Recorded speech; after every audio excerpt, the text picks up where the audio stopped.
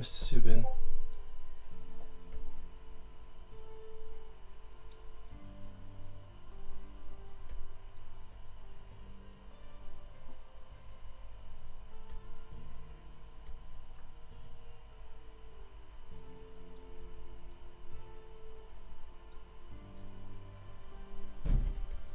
So you know, I'm gonna do that thingamajig, write that daily oracle before I head into the readings, but you're on the queue already, as usual. I got you in the queue. So, what do I usually keep open here? Tabs do I usually keep open?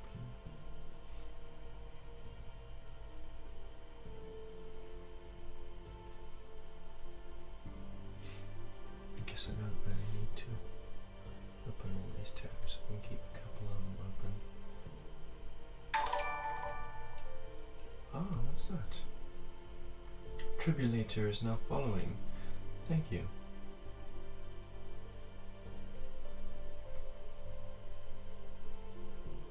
So now I think I've got Zavakuma and Tribulator following my account. Am I right?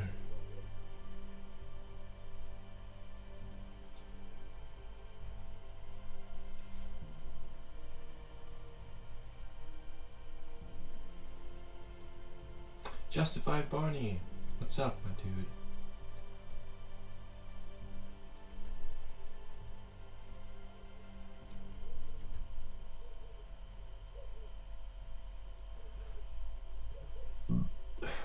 How you guys doing? Mr. Subin, Tribulator,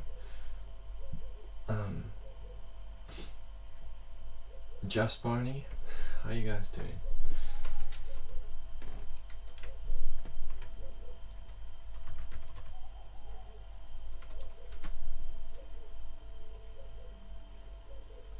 Okay, so it's the 30th today. 30th, 6th. Mr. Subin has the first reading. Trib, you would get the second one. Oh wow, Barney donated $15. Thank you so much.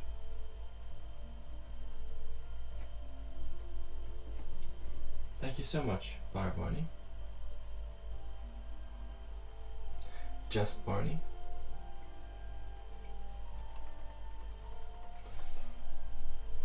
So it's like the 30th is like coming full circle in your nourishment. So you nourishing your plans, nourishing yourself, nourishing your relationships, and you come full circle in that. You're seeing all the rewards and all the results of nourishing yourself. And then it's the middle of, it's the end of June. So June is about like relationships, overcoming your limitations in relationships. So it's kind of like you've been nourishing yourself and your relationships, romantic, family, friends, all of it. And by the way, Tribulator, that's what your numbers were about. I'm sorry I didn't get back to you. I just wasn't interested in typing it all out. But the 6 and the 6 and the 6, it's about overcoming your limitations through interaction. You know, we have a certain worldview, the way we see the world, and that's 5, you know, doing the best we can with our worldview, and then when we interact with other people, we learn from their worldview that influences us, and our worldview influences them. That's 6. It's where, you know, you're ascending past your limitations because of interacting with other people, particularly people who you are close to, people that you can trust. Yeah, I'm gonna collapse that into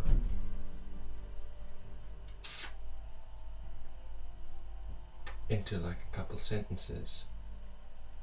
Of course, Fire Barney gets priority because of the tip. That's how it works. It could take up to 5 days if PayPal behaves this time. Okay, cool. So it's Justified Barney, Mr. Subin, and then Tribulator in the queue. So the oracle is something like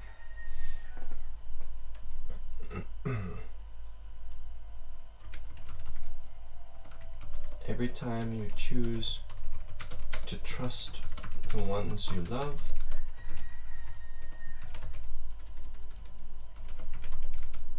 you are nourishing that relationship.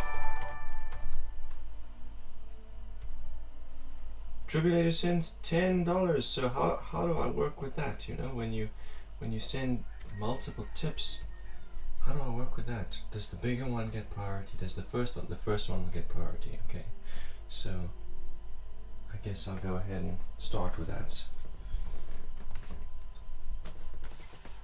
I'll do Barney's reading so we can, so we can get along with it. Thank you, by the way. Thank you for the support, for helping me with my channel, and taking the stream off grid and all that jazz, all the stuff we've been doing here.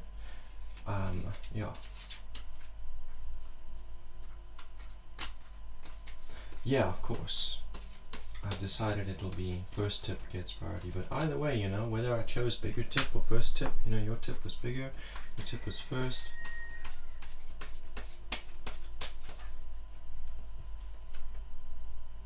Who do the cards want to read for? That's what I want to know.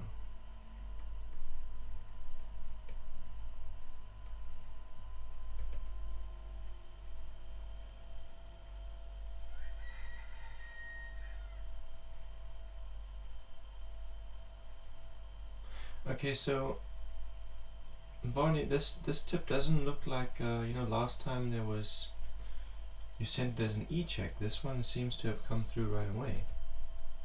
Like there's no pending on it. Anyway, thank you, both of you.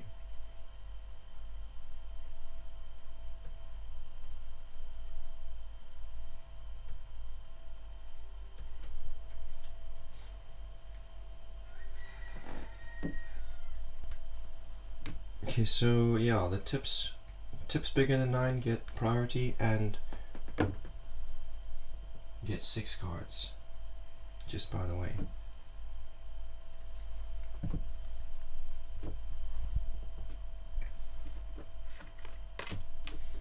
Okay, so I've got the Empress in reverse for you, Barney, in present as your about card, and I've got the 5 of discs crossing that.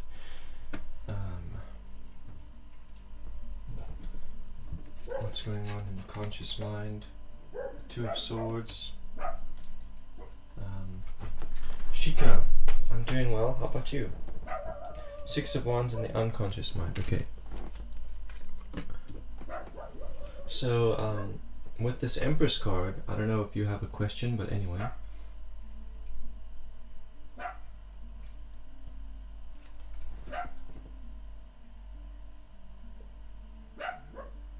Sorry, your question about fuel and solar has distracted me. There's no fuel, and there's no generator fuel when you're running solar. The sun powers it. The sun is the fuel. Yeah, so the Empress in reverse, it talks about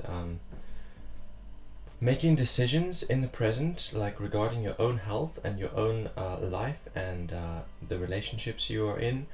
All of it, making all of your decisions because of your mother's influence, like the way you take care of yourself, the way you eat, the way you live, everything about your life is influenced by the way she did it. It's like it's her example, and this card is saying to me that there was a lot of aspects of her self-care, like mental self-care and physical self-care, that she neglected, and also recklessness in relationships. That's what I'm getting from this card, and so it's showing up to say that those things, those examples that she said, are playing on your life right now. So yes, she gave you many useful tools. She gave you a lot of good examples as well, but there were also, particularly when it came to her self-care, looking after herself, there was some neglect there, and that is playing a part in your present. Yeah, we're talking about your bio mom here. But it's not only talking about your bio mom, it's talking about your grandmom, it's talking about your aunts, it's talking about all of the feminine influences in your life, the big feminine influences. The good example comes from your adoptive mom. Okay, that's very interesting.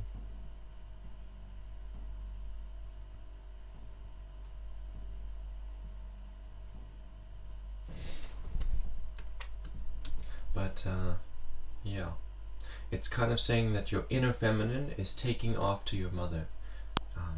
Like there are aspects of your self-care that are, you know, reflective of your biomother and other strong feminine influences on your life.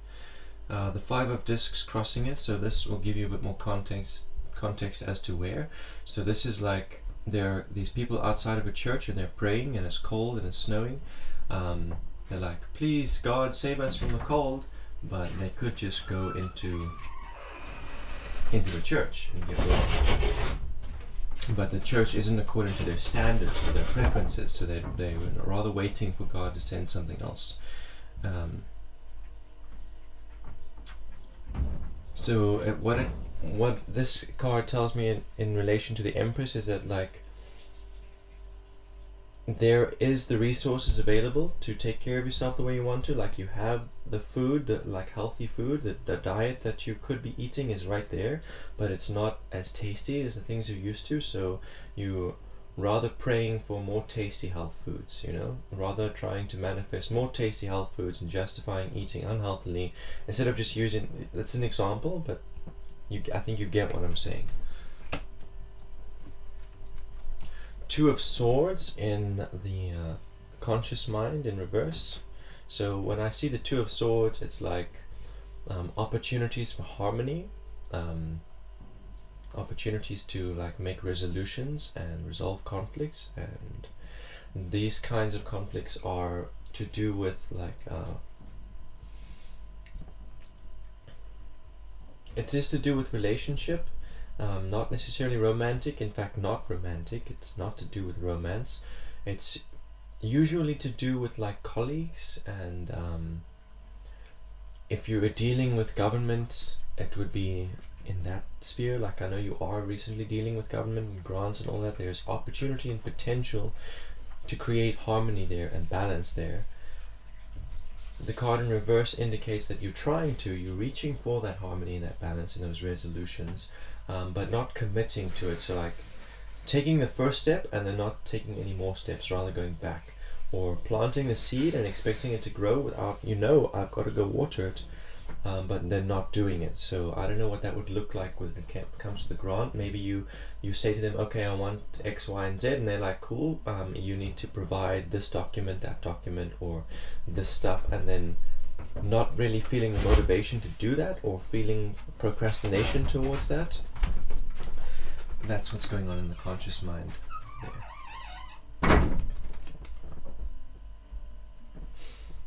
6 of Wands in the unconscious mind. So the 6 of Wands in the unconscious mind, it's like all of the stuff that's going on for you, the present, the conscious mind, the procrastination, the lack of self-care, the justification, it's all because you're enduring the darkest night, It's like you're at a point where things are pretty dark and things are pretty scary, so you're like giving most of your attention to just getting through this until things settle out, until things like smooth out a little bit.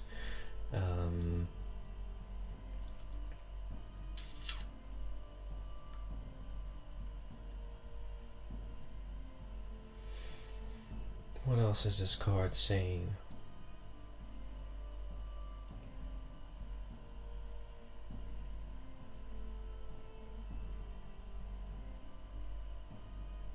It kind of says that you have to be an example, because there are other people around you who are seeing you endure this, what you're going through, and they're carrying their own, their own responsibilities, and some of them are not able to carry their responsibilities, and some others are trying to compensate for those who can't carry their responsibilities. So it's kind of saying to you, you're going to have to be, or you are an example. So if you neglect yourself, those who look to you as an example neglect themselves. If you let go of your responsibilities and expect someone else to pick it up the slack, they are doing the same thing in their lives. So it's just like saying, decide what kind of example you're going to set and what's most important within that example.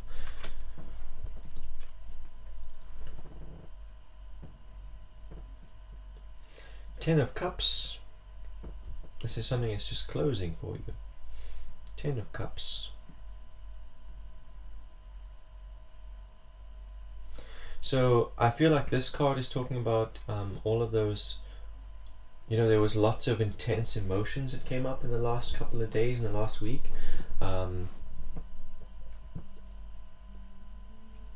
Frustrations, hopes, hopelessness, the full spectrum of emotions was there. And this card is saying that it's coming to a resolution, and like the result of it, you know, getting through it. You can keep streaming for as long as you want, okay? You're not going to stream? No, I'm gonna clean. Okay. Okay, back to where I was.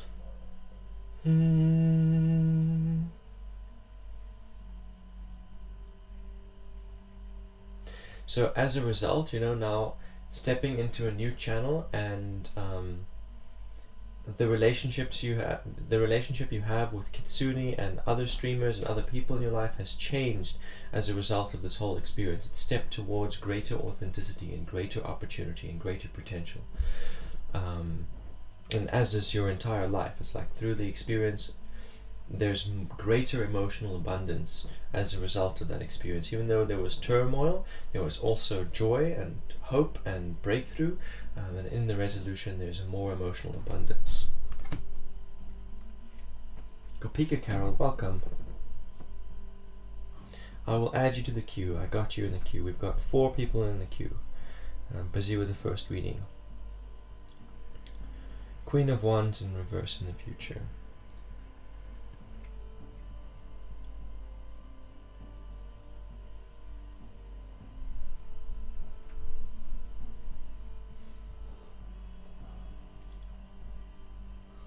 This card talks to me about like insight into your desires.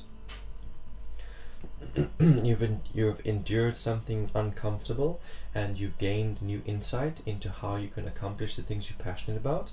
And this card in reverse is a warning to say, you know, you have to actually, you can't just gain the insight and expect something to change. You've got to apply what the insight has taught you. It's like, I'm not enjoying this discomfort, and I see what I can do, or why I'm enduring this discomfort and what I can change. So here's an example. I am meditating with my legs crossed, and it's painful, and I'm suffering, and I'm like, okay, I realize that if I straighten my legs and sit in a different posture, I can alleviate some of the suffering. But then I don't, you know, I continue to sit cross-legged, and believing that just enduring the pain, it'll get better, but it doesn't. It just gets worse and worse and worse until it's excruciating, when I could just open my legs and sit in a different posture. So that's what this card is talking about. It's like you see insight, you have insight on how you can alleviate some of your discomfort, but not actually making any change, you know, still continuing the old pattern, still enduring, hoping things can get better if you just wait. Just wait it out, and things will get better. And this card is saying, no, you're going to have to apply that creative insight and meet your endurance equally. I'll put you into the list as well, Shika.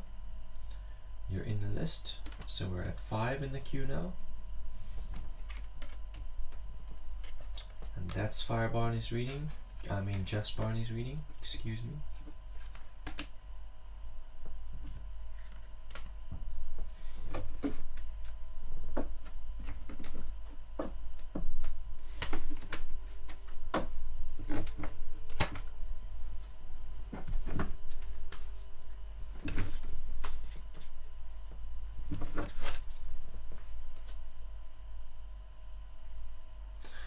How do you see me in Kitsune intuitively? Just out of interest, lol. I see like a I don't really know. I don't really know what label I could apply to it that would make sense.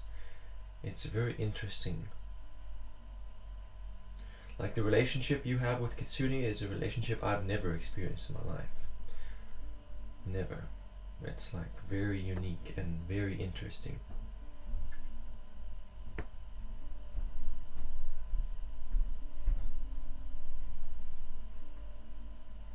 It doesn't make sense.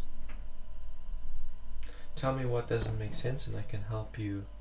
Oh, the relationship doesn't make sense, but it is awesome. Yeah, yeah, it's very unique. Oh dear.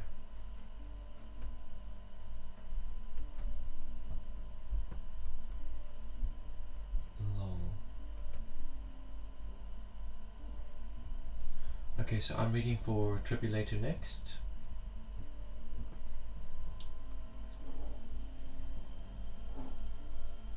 These guys, Just Barney and Tribulator, are getting 6 card readings because they sent tips.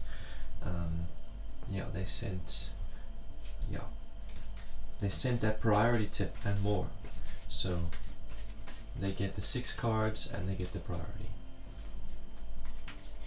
Whoa. All the cards are lying on the floor. How many is it? 1, 2, 3, 4, 5, 6, 7. Okay, well, I'm gonna lay them out as if they were meant to be read like this.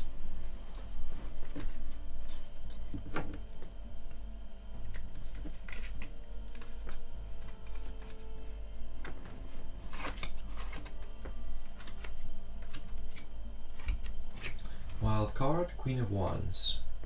Okay, so it's the same thing that I was saying to Just Barney, Trib. Zabakuma, this is you've arrived at an insight. You've realized, okay, I see now why I've been suffering this way and why things have been so uncomfortable, and I see what can shift to make it better. But you haven't applied that creative insight. You're still waiting. You're still just enduring, waiting, and hoping things will get better, instead of applying that insight that you've had or doing something about what you've realized. And that's a wild card.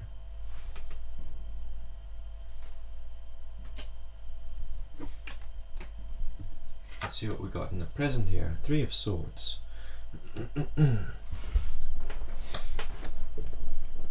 3 of Swords in the present.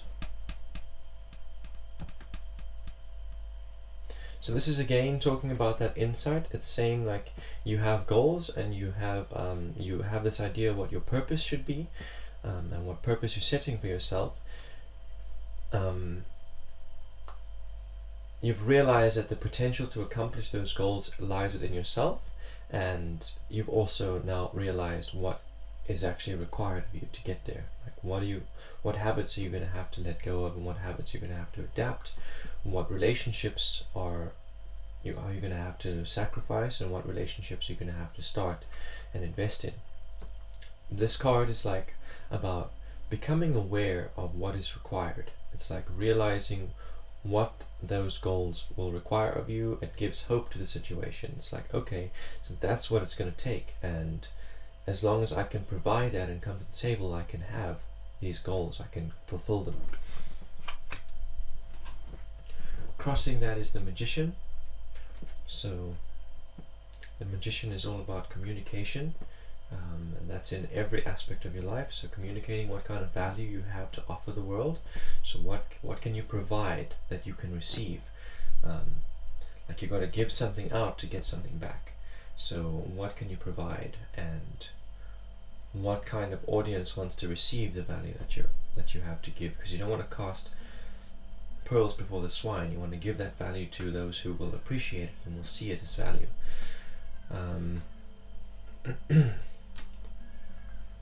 This card, it's talking about setting things in motion. Setting things in motion through communication. So setting sales in motion through marketing.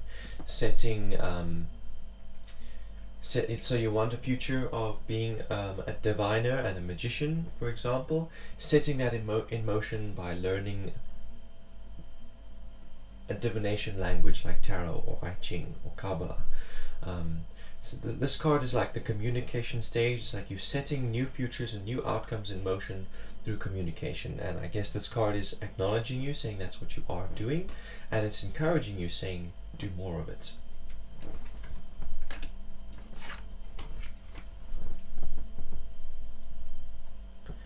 Eight of Discs in the conscious mind.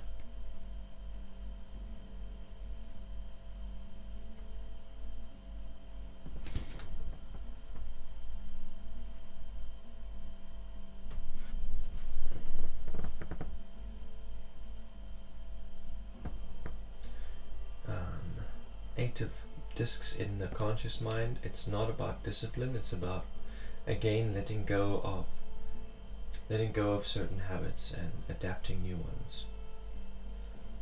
The symbols in this card are interesting. We've got I've got an artist here who's drawing discs. So discs are representative of wealth, of material wealth. This artist is drawing a disc on a graphics drawing tab and is painting a disc with traditional art.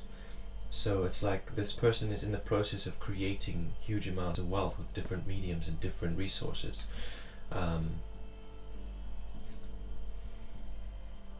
And when you are an artist, as an artist, you've got to set out a routine and you've got to set days where you actually do that. It's like set a new habit of, okay, instead of watching TV, I'm going to draw. Or instead of playing games, I'm going to make music. Or, you've got to let go of habits that don't serve the wealth that you're trying to create, and you've got to adapt new habits that do serve the wealth that you create. So your conscious mind is fixated on that process, on, okay, what can I let go of? And what can I adapt? And this card is the right way around. So, if it was in reverse, I'd say you're clinging on to old habits that don't serve the wealth you want to create. But this card is the right way around, and it's saying that you are making the changes that are necessary. You are actually letting go of the things that don't serve. Three of Wands is in your unconscious mind.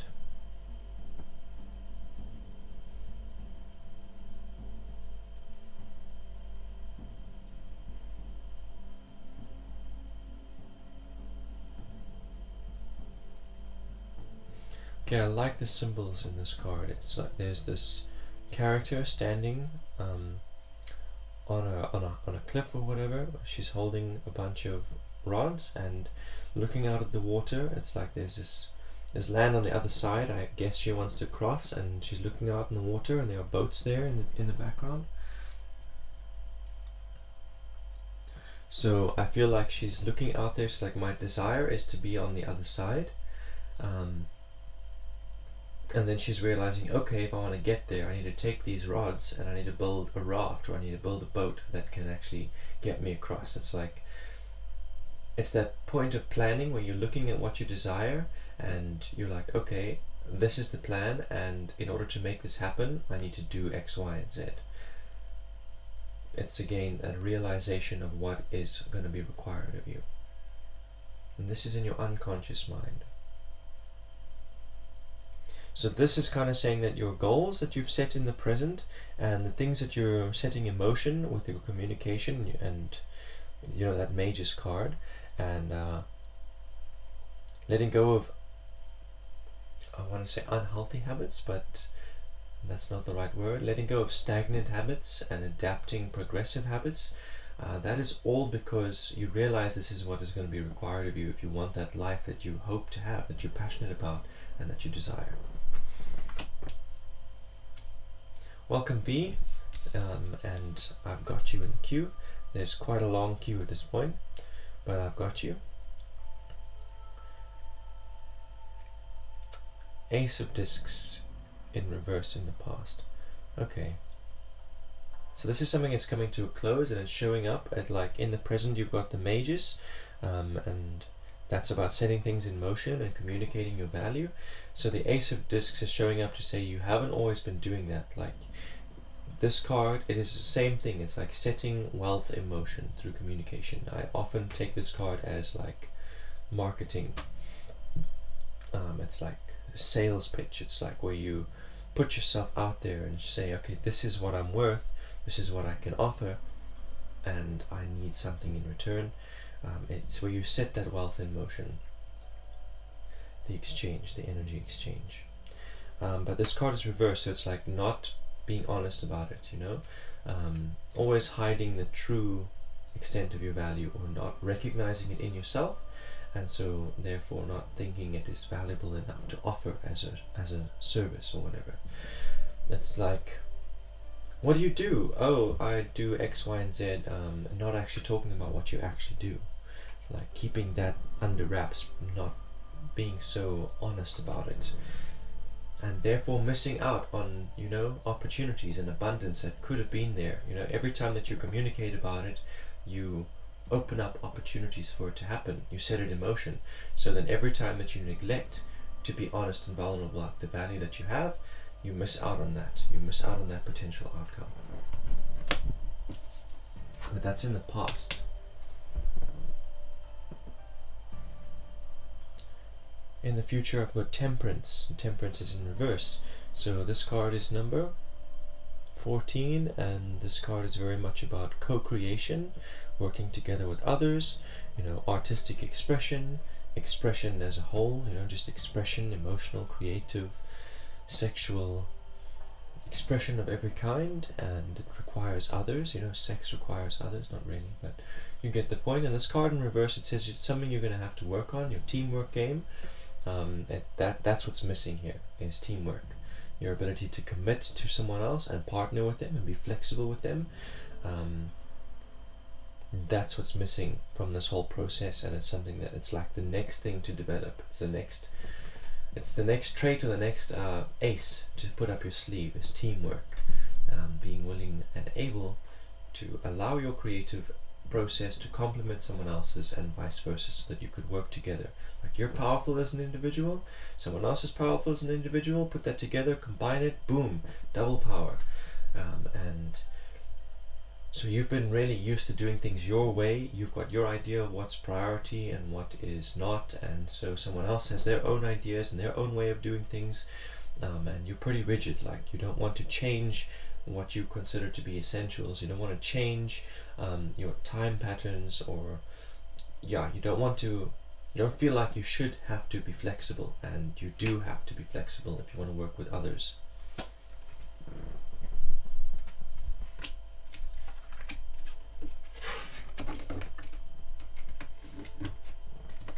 So Mr. Subin is up next, and Mr. Subin always goes for that general reading.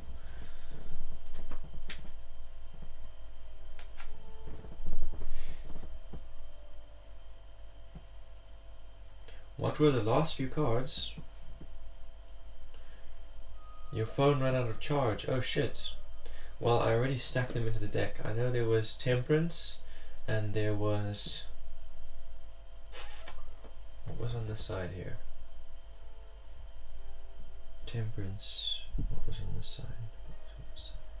Ace of Discs in reverse. 3 of Wands. 8 of Discs. What was crossing? Magician. And present card was 3 of Swords. But anyway, you can just go back a little bit, and can I summarize? Or rather, just go back a little bit. I've got to move on with the cue. The summary of Temperance was that you need to work on your teamwork game. That you've got to compromise for others, and partner with others. Get used to working together with others in order to... that's the next step, towards whatever it is you're creating.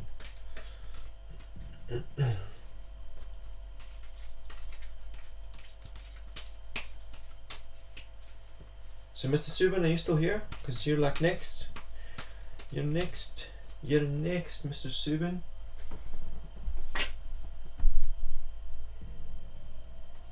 Okay, so I'm going to go over the queue quickly and see how it goes. So it's Mr. Subin next, and then Shika. So we got Mr. Subin, then Shika, then God's Abundant Blessings.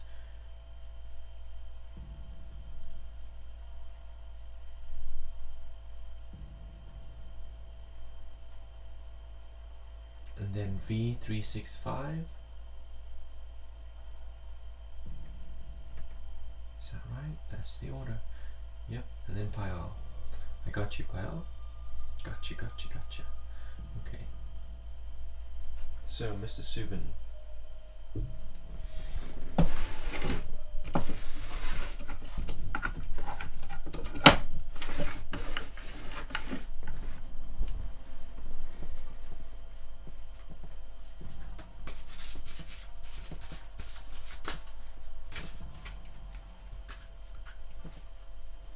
And thank you, Tribulator. Thank you.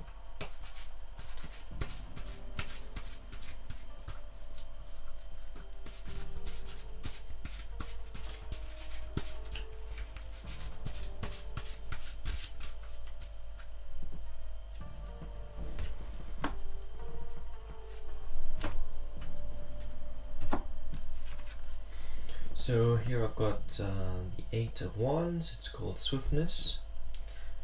This is in the past. It's something that's closing for you, and it is adapting to new circumstance and new relationships. So it's like the universe, you had desires, you had goals, and you have passions, and you want to accomplish them. So you make a prayer, you say a prayer, or you cast a spell, or you set the intention to accomplish it. And then, new opportunities come into your life, new circumstances, new people, new relationships that can help you get to what you desire. But the old way of doing things is not necessarily compatible with these new circumstances or these new relationships.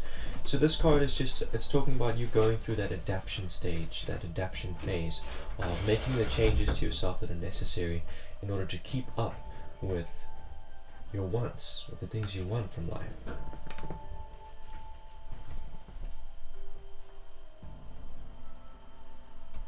This guy is going to run out of accounts eventually, right? He's got to run out of accounts eventually.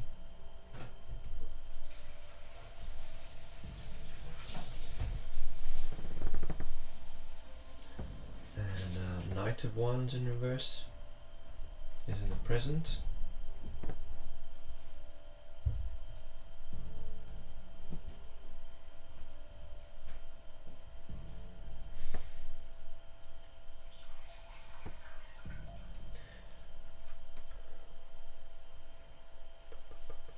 So as a result of all the changes that you've been going through, as you're adapting, realizing that your intention when you started this journey is not actually, it's not the intention you hold in the present.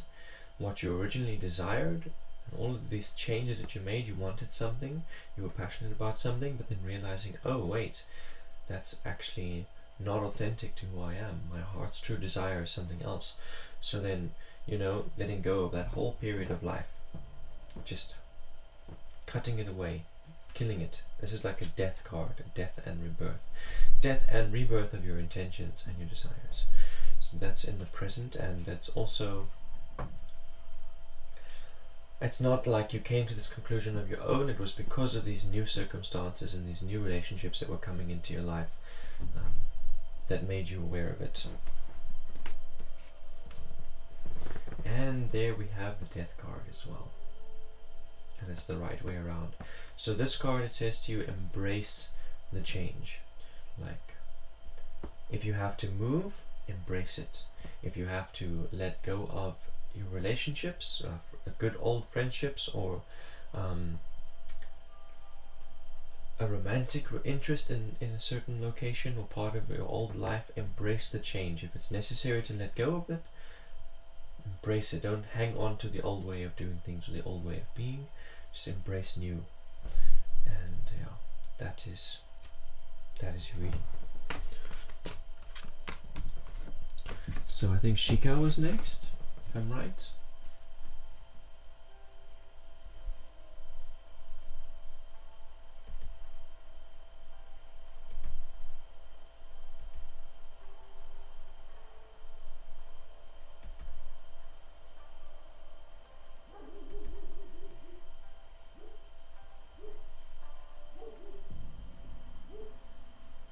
A yes or no for Jasmine Dorga.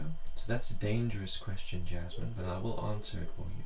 It's a dangerous question because romantic involvement can look like a lot of different things. So here's an example. I'm just gonna give you a quick example. So I'm in a romantic relationship with someone that I love dearly, and I've got some stuff that I'm dealing with that I want to get off my chest, but I choose not to trust them, my romantic partner. Instead, I go and tell an acquaintance or a friend who is the same gender as my partner. So, and then there's this tension that forms, this intimacy that is created. There's no sex or romance per se, but like, I am now giving something to this person that should belong to my partner, and you know, that's if I ask the pendulum now, is there a romantic involvement, it's probably going to say yes, because you know most people do this kind of thing in their relationships, consciously and unconsciously, not realizing what they're doing. So it's a bit of a dangerous question. It can leave you like spinning in your brain, because the pendulum says yes, the pendulum is talking about something really innocent, but your mind starts to think it's something heinous betrayal. Yeah. Shika is next, and God's abundant blessings is after Shika. You didn't miss your reading yet, Gopika.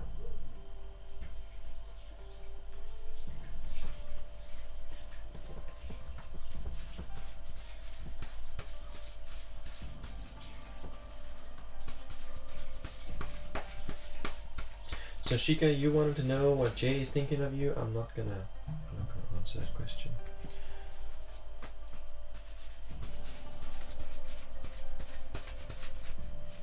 I'm not gonna read that question. I'm sorry. It's just not ethical.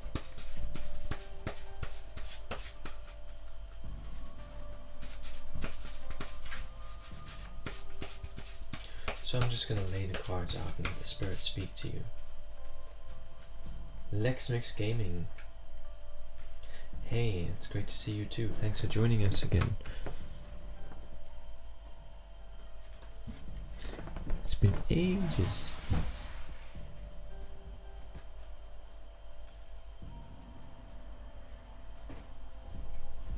You've been stalking everyone on his friends list? That's gross. Don't do that. You're only going to hurt yourself and others doing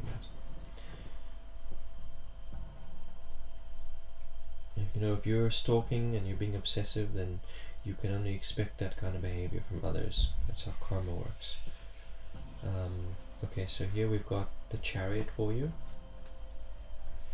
And this card says to you, you've already made a decision to be with Vishal. Stop looking for reasons why that decision is wrong.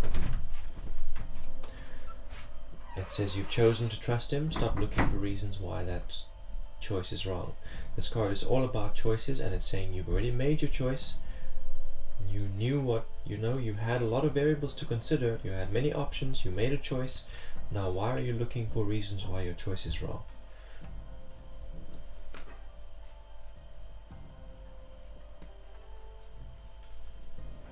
And that is for you, Shika.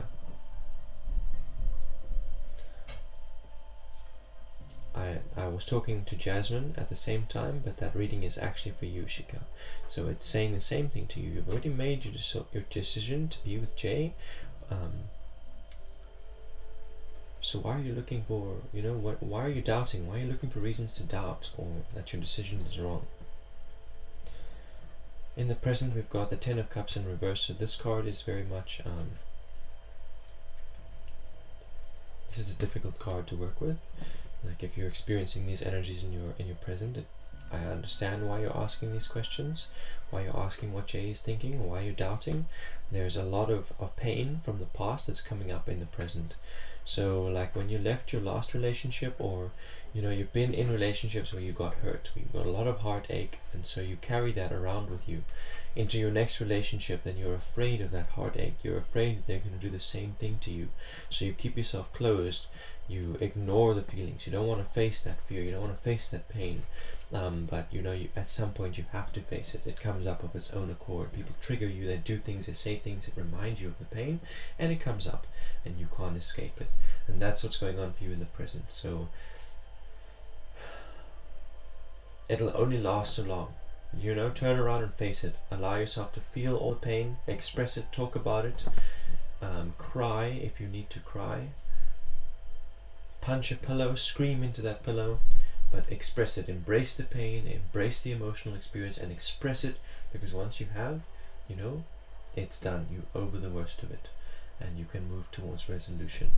And you'll find that all of these things that were hurting you, that you were afraid of, are not actually valid in your relationship with Jay. Princess of Discs in the future, so that's saying that there's a lot of pleasure, there's a lot of abundance and pleasure in this relationship in the future. Like And this card is about creating together with others, particularly in a romantic relationship, a sexual relationship. So it's like having a very intimate and powerful sexual connection with Jay. It's talking about having a strong, firm, secure household with Jay, you know, where there's always enough food, always electricity, always a roof over your head, that you guys will work well together in every way.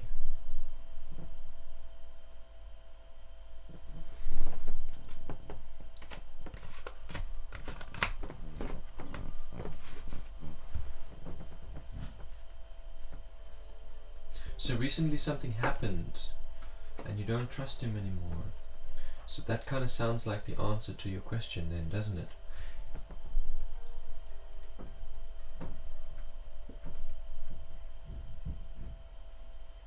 So let me ask you this, Jasmine. Let me just bounce this idea off of you. So something happened, right? And there was no integrity in that. It was not an integritous thing that happened. It took away from your trust, your ability to trust him. So you confronted him. Did he take responsibility?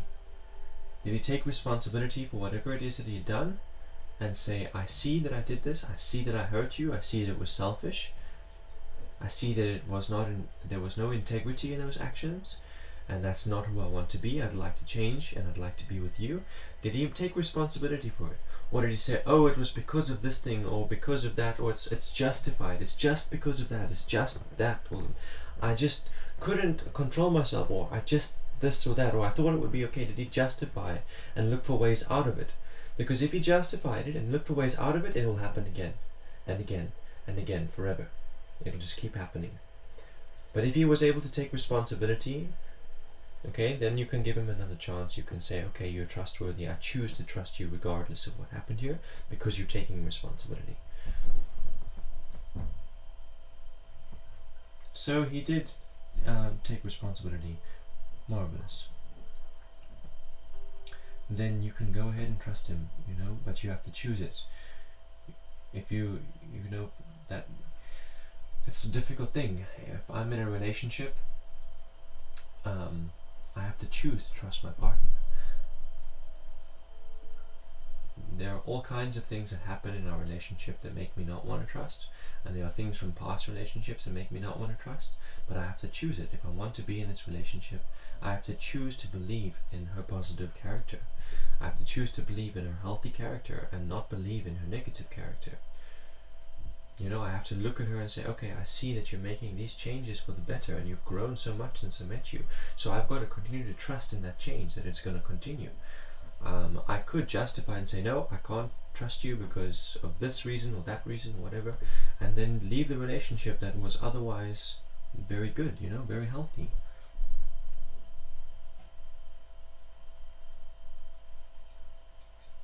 And that's quite normal, Jasmine. It's quite normal to get jealous. Like, that's why I said you're only going to hurt yourself by stalking his friends list. Because it's normal, like, yeah, it's normal. It's normal to feel insecure, it's normal to be afraid.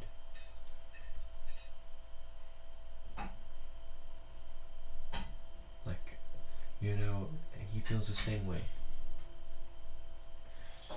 I know that my partner gets jealous of me talking to other girls, whether they're old-time friends that I've known since I was 7 years old, that I've never been romantic with or sexual with or flirty with. She still gets jealous, she still feels it in her, and that's normal. And I feel the same way, you know? When some random dude comes and greets her but doesn't greet me and like wants to hug her or kiss her, I'm like, no, it's not okay. It turns things in my stomach, it hurts.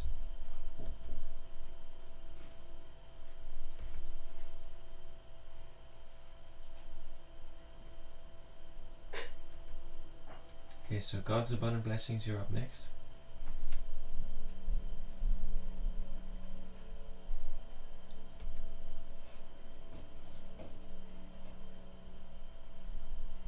Are you still here, Gapika Carol? Because you're up next. And you want me to read on your current situation?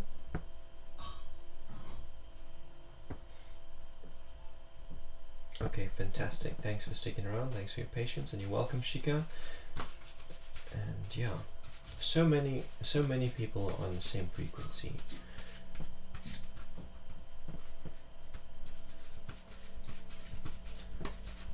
Like these topics that we're talking about in Shika's reading, and these topics that I'm addressing for Jasmine, are topics that all of us struggle with and all of us are thinking of.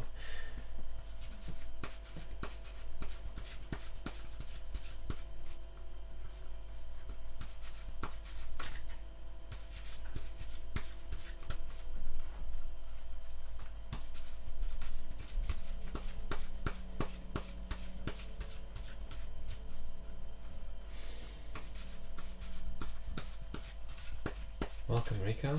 So I'll add you to the queue as well.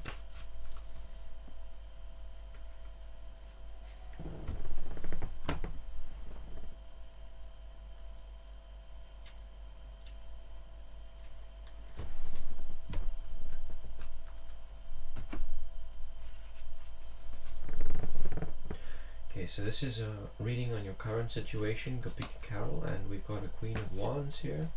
So this card talks about like motivation energies expanding towards desires. Like here's an example. This is just an example. Let's say that I'm young and I'm fit, so when I exercise I build muscle really quickly. So I exercise for a week and I see the changes already, and I'm like, oh my god, and I go to my family, my friends, and I yelled at them, and I'll be like, look at this, it's only been a week, and look at the size of my bicep. It's like, it doesn't take very long for me to build up muscle. You know, all I have to do is exercise a couple days and then I already see the changes. You know, that's just how my body works. But I do this again and again and again, and like immediately after I say that, I stop exercising for 2 weeks. And then for 1 week I exercise and I see the change, and I go and I gloat to everyone and I show off again, and I keep repeating this cycle. So it's like that Queen of Wands energy. It's like you are motivated to do something, and you see the results, and so you talk about it a lot, but you're actually convincing yourself. You're trying to convince yourself or motivate yourself to continue it, but it ends up looking like you're trying to convince other people. And yeah, so I feel like this applies particularly towards your finances and your health. You're like, look, if I do this, if I eat this way, or I walk so X, Y, and Z kilometers per week, my health improves in such a way. Or look, when I actually commit to doing this thing, I start making money, but it only lasts for little periods of time. So you're constantly trying to motivate yourself by talking about it. And yeah, people are feeling like, hey, you need to convince yourself, not me. I can see it, yes, but now do it.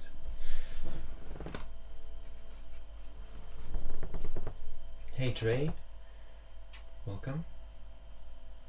So the Prince of Discs in the present here, this is cool. This is like reaching that point where you actually are committing to the changes you want to create. You like realize this about yourself, this habit, this pattern, and you're like, okay, I've got this insight now. I see what I need to do differently this time, and then, you know, doing it, regardless of how difficult it is or how painful or uncomfortable it is, you know, just enduring through it like a bull, just pushing towards that destination regardless of any resistances that you might be feeling. So that's a great card. And this card, it talks about like health resistances. So one of your biggest challenges here with this card, one of the biggest challenges that keep you away from the things that you're passionate about and the things you desire, is your health. The other thing that keeps you away from it is finances. And this card, it's just encouraging you, saying, hey, if you can really knuckle down and keep pushing through, you're doing something different this time. You're doing something different. The way you used to do things, you would motivate for a little while and then not, and you'd lose all that progress, and then you'd try and then you'd lose all that progress. This time you're doing something different, so stick to it. Stick to this change you're making. Nothing is happening actually, you're stuck. Well, that card says otherwise. The Prince of Discs says otherwise. It says that things are actually happening. The Queen of Wands is saying, yes, you have been stuck for the longest time. Prince of Discs is saying you're doing something differently now. Have a look at what you're doing differently. because if you are consistent with that change, you won't be stuck anymore. Number 7, the Chariot in the future. So this is again, it's emphasizing on what we saw here with the Queen of Wands. This is about decisions, pathways, life roads, and it's in reverse. So it's saying you run the risk of going back again, you know, of letting go of all of the efforts that you make towards your health, towards your finances, towards your family. In every aspect of your life you make progress and then you let it slide away, and then you make progress and you let it slide away. So you are making changes in the present. You're doing things differently to the way you usually do. And this card says you can have it, but your old pattern has been to let go of it and let it slide away. So just be aware of that, you know, be aware of it. And this mental pattern of saying nothing is happening, actually I'm stuck, I'm stagnant, you perpetuate it, you curse yourself when you say those things, you manifest it when you say it. So be aware of it, you know, don't manifest it. Say I'm making progress, and then make progress. Say I'm making a breakthrough, I'm doing things differently, and then do things differently and find that breakthrough.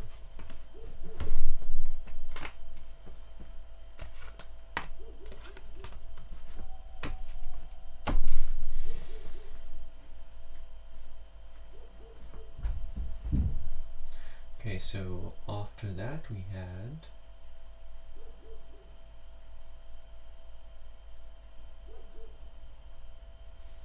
I'm just going to catch up with the chat quickly.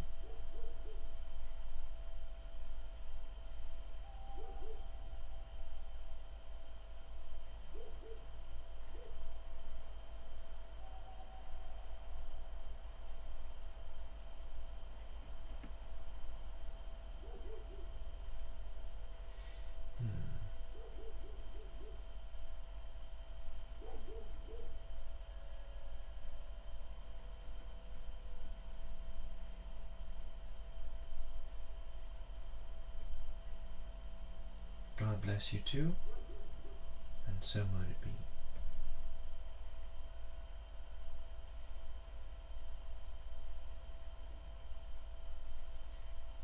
So V365 was next in that queue. Welcome, Sunny. Good to have you here, Sunny16. Hi. Feel free to jump in that queue.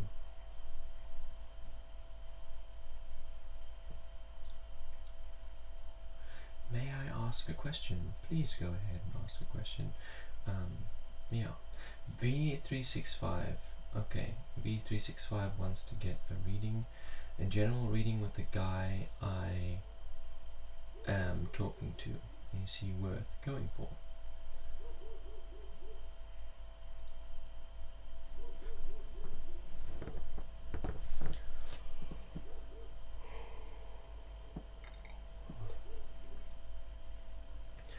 Is he worth going for?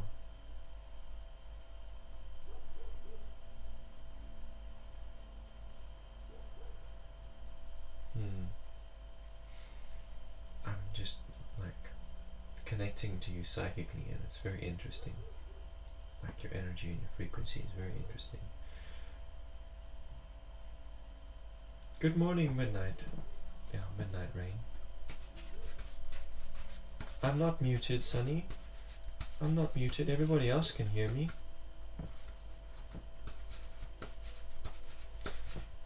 Sometimes YouTube plays games. Sometimes I go into a stream and I can't hear anything until I exit YouTube and open it again.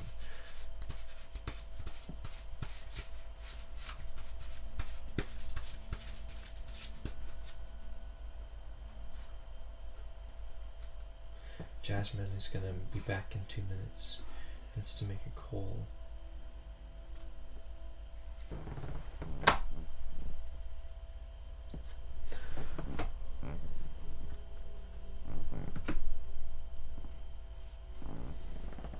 I need to take a bit of a break after this. I need to get to use the toilet and post my oracle. But I'll be back. Okay, so 8 of Swords here for you, V. 8 of Swords in reverse. Nah, it's not chaotic, it's interesting. It's very feminine. It reminds me of someone I used to know. The energy, it's like, reminds me of someone I dated a long time ago.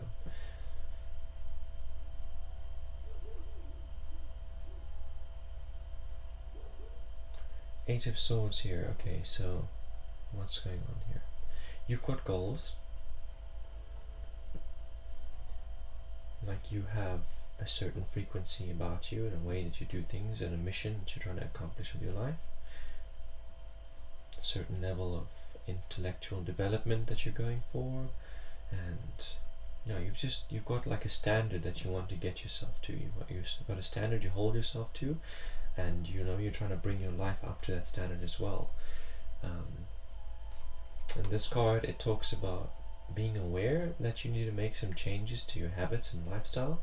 Like you want to bring your lifestyle up to standard, but there are aspects of it that you enjoy that you don't want to let go of, that you don't feel like fit in with the standard, and realizing that you have to adapt new things, like the character you want to be, the person you want to be, does certain things, exercises in the morning or whatever it might be. There are habits that are aligned with what you're creating for yourself, and there are habits that are not aligned, and as it currently stands, there's no room to pick up the new habits that you need to, and you're a bit reluctant, or you have been a bit reluctant to let go of certain habits that you already have, that are not serving, or that are just not as authentic as you'd like them to be. So I feel like this guy that you've been talking to, there are certain aspects of the way you've been interacting that's part of that. It's part of that like old pattern, that inauthentic pattern.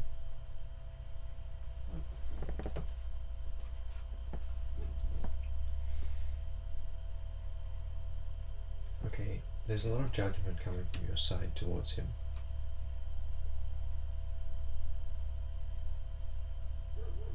Like you look at his lifestyle and his habits and certain things he says and you judge it, and you be like, gross. How can you do that? Like, oh my god, you're a dirty person, or oh my god, you're such a pig, or such a dude, or whatever the case might be. There's judgment. You're passing judgment, condemnation, because of certain things that he says, certain things that he does. This card says to you, whatever is irritating you about him, it can teach you something about you. And it also says to you, the only kind of judgment that's justified and that is right is when you look at his behavior and you say, okay, if I had to behave like that, would it help me achieve my ends? If I had to live that kind of lifestyle, would it help me achieve my ends? If yes, then great, fantastic, it's good.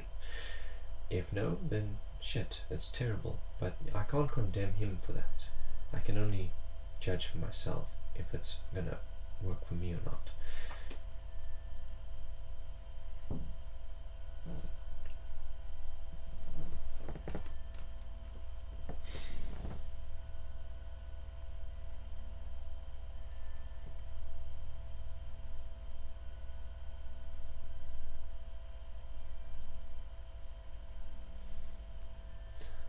What I'm getting, when I connected to you psychically, and now that I'm seeing these two cards so far, I'm getting that there are a lot more boys who are interested in you than just this guy. Not all of them have the courage to text you the way he does. So, think about all the men that you know and see who do you feel like is going to be, judge righteously of their lifestyles and habits, who's going to fit you, who's the best match for you. You don't have to just choose the one that came to you, like the sperm that went to the egg, the first one that got there. You don't have to just let the first one in. Where are the boys? Where are the boys? Oh my god. This guy he's like very persistent. He just keeps creating new accounts with the same goddamn name.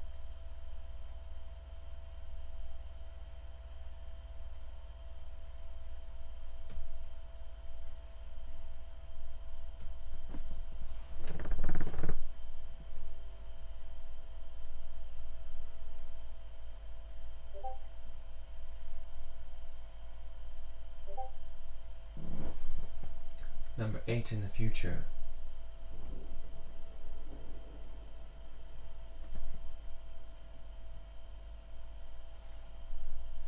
Bullet, bullet, bullet. Where's all that coming from?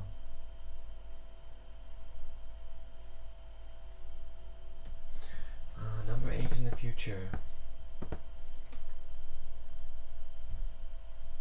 So earlier we saw that 8 of swords in reverse. So it's like not being reluctant to make the change. Number 8 is being very much ready to make those changes, doing the work, adapting, you know, sticking to your standard, being picky about who you let into your space and into your frequency, whose energy you allow into your energy.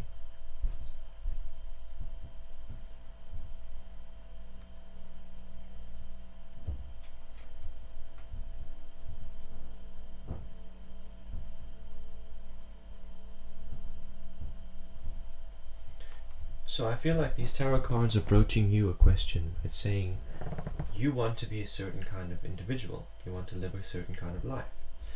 And that life that you live requires, you know, a certain level of strictness and a certain level of... It requires a pretty specific energetic lifestyle. And so the tarot is asking you, these cards, these 3 cards are asking you, does he meet up to that standard? Does he meet up to the person that you're trying to become, or not? And you make your decision on that.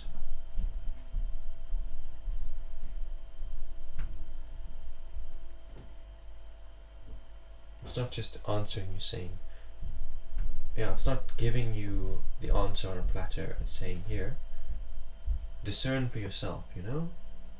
You need to apply your own critical thinking here.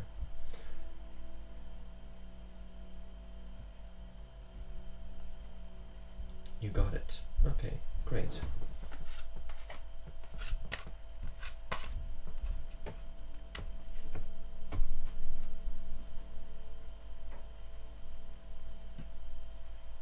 Alright, so I'm going to take a little brief break, like 5 minutes, and then I will be back to continue reading. Let me just go over the queue from here. We just finished with V's reading, so who was after that? Payal Sharma was after V, followed by Jasmine Dorga, followed by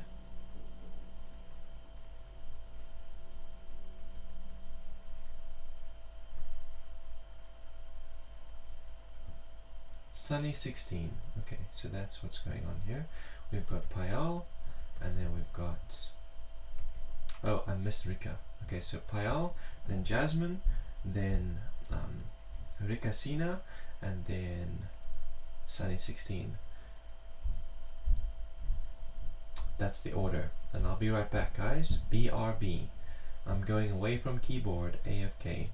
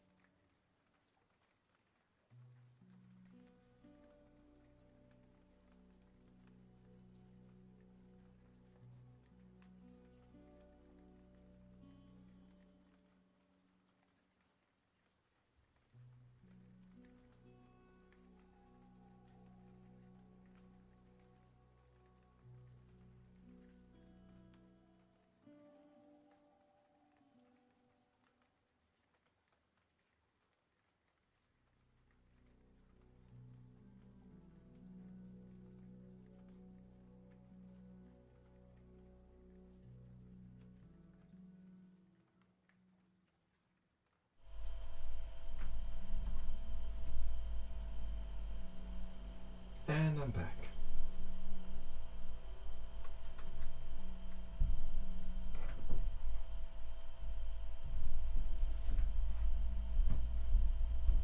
And I'm back.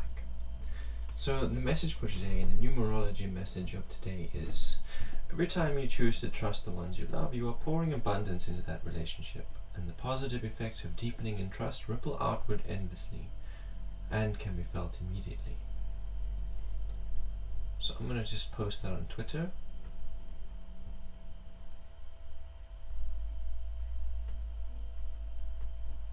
Anyways, hi.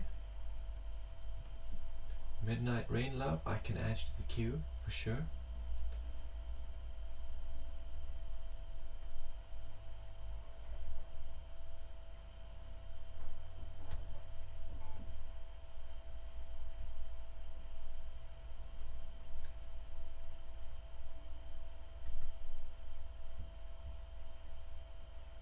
Who did I say was up next?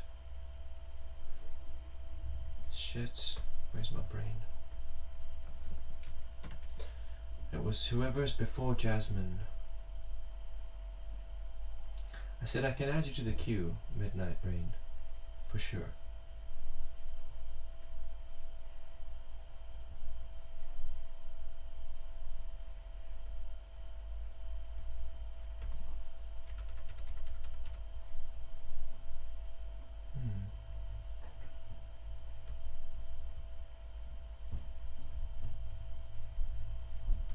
I can add you to the queue.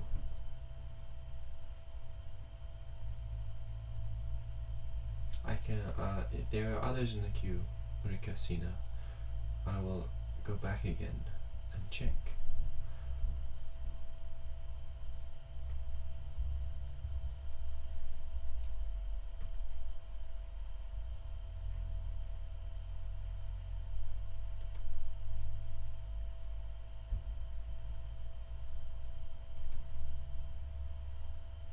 Payal Sharma and then Jasmine Dorga. Payal Sharma.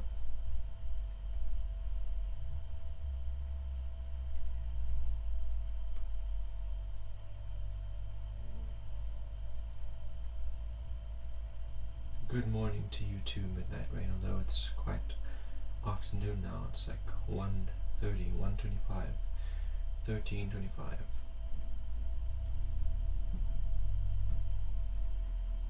Okay, so I'm waiting for Payal Sharma, calling Payal Sharma.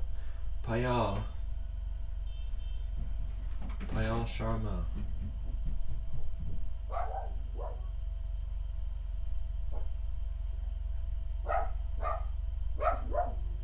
Payal Sharma, calling one more time, and then I'm going to do Jasmine's reading.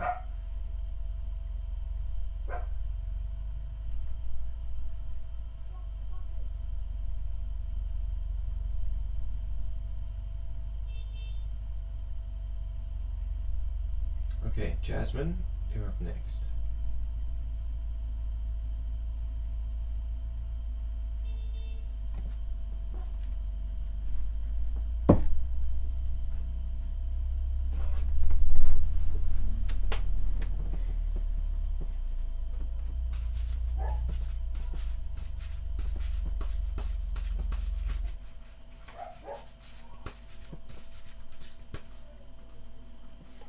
You forget the time difference.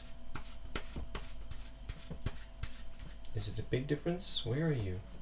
If it's morning for you, you must be like 6 hours behind me. You must be... yeah, I'm not so sure. Could be any number of any number of states within that time zone.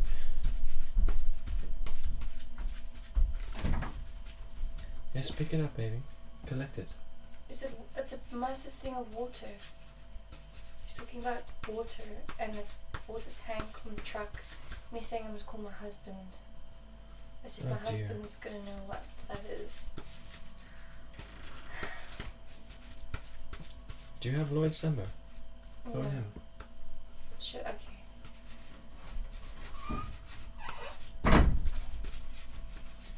Okay, so where was I? Jasmine Dorga.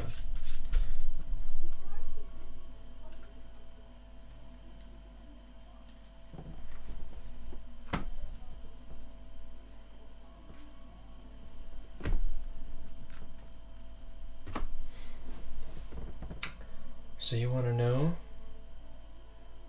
about a third party between you and Vishal. Yeah, it's Thursday afternoon for me.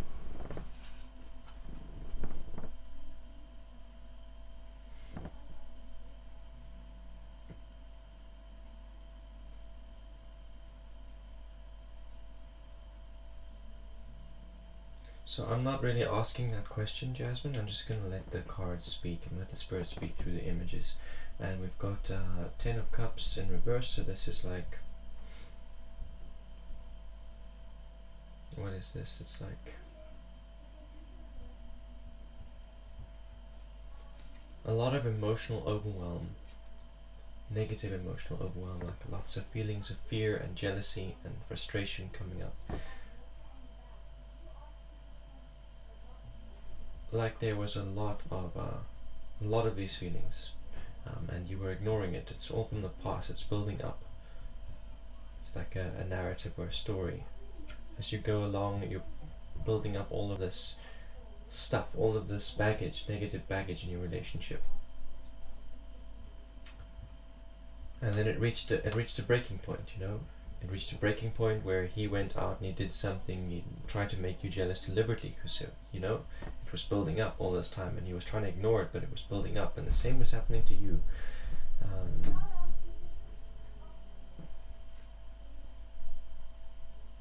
Yeah, I guess it's just acknowledging it. Six of Cups in reverse is in the present, and this is so this is you know, looking at his friends list and feeling inadequate, and him looking at your friends list and feeling inadequate. This card is saying that both of you have strengths and both of you have weaknesses, and your strengths are different to his strengths, and his strengths are different to your strengths. So when he looks at you and sees how you do well and how you succeed in life, and the different aspects of life, and emotionally and in relationships or whatever it is, he feels inadequate. And when you look at him and you see how he does things and his strengths and the way he lives in his life and his relationships, it makes you feel inadequate. But this card says to you, what needs to happen is you need to be learning from each other. Like the things that he does well, you need to be learning from him, and the things that you do well, he needs to be learning from you. Instead of like turning into each other's enemy and trying to make the other one feel jealous or make the other one feel bad or undermine the other, you know, his success is your success. So instead of working against his success, work with his success, and vice versa. Turn that card the right way around. Prince of Cups is in the future, and this is realizing that something's got to shift, like having an insight. Okay, the way we've been doing things is not working, Vishal. We need to make some changes to the way we communicate, to the way that we express our emotions. Instead of immediately doing something spiteful or something damaging, you know, actually do something constructive. And you coming to that realization, you're like, okay, I see what needs to shift, but they're not actually doing the work, you know, not actually doing the communication. When you feel jealous, not actually talking about it, like, you know, talking about it is the solution, but they're not actually doing it when the time comes to do it. And this is on the horizon, so this is like saying that it's not over yet, you know, this process. This 10 of Cups is going to repeat itself. You're back at the beginning. When you get to 10, you start again at 1. So it starts building up again. The jealousy, the frustration, the guilt, it starts building up again on both sides. And you still look at him and it makes you inadequate, and he still looks at you and makes him inadequate. That hasn't changed yet. This is on the horizon. It's when those things start bubbling up again. Instead of allowing it to overflow and spill out and do harm, you communicate about it civilly, and you talk about it civilly, and you hold each other through it, and you validate one another's experiences. So that's what you're going to have to do. You realize this is what has to be done, but applying it practically is where, you know, that's the hard part. So this card is saying it's going to happen again, and you have the opportunity to make the change. But every time that it happens, you have the opportunity to make the change, and every time you don't make the change. So who knows? Are you going to make the change this time? Or are you going to keep doing the same thing again?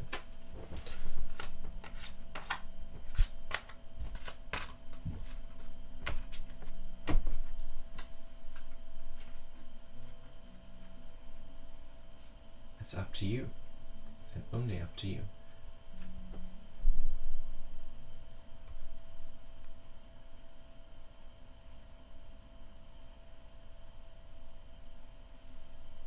So Rika Sina is next, and then Sunny 16. So Rika, Rika, I don't know how to pronounce your name. Rika Sina. Are you still here? You're welcome, Jasmine. Okay, fantastic. You want to know if Pandey is going to marry you.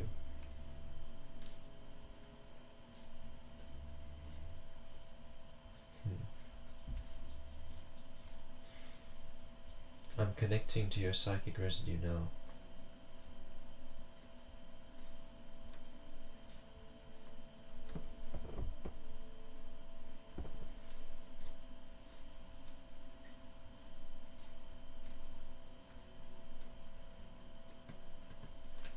Okay, I see you. I see you.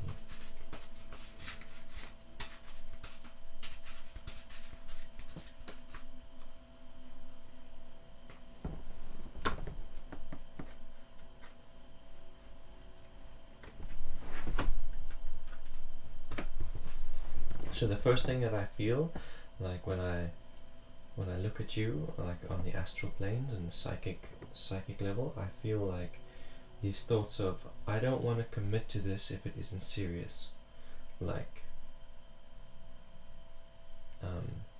this Pandey guy is flirting with you, he's getting intimate with you, and you're like, I don't want to give you of myself if you're not going to be mine forever. I don't want to give you my virtue, I don't want to give you my love and my affection and all of my feminine qualities if this isn't going to be long term.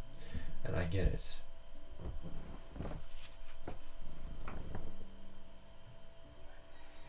Okay, so the first card we have talks about emotional boundaries. So you've reached this point in time where you feel this way, you've made this decision for yourself, and you're not going to commit to anyone who isn't going to commit to you, because in the past you had your boundaries walked over.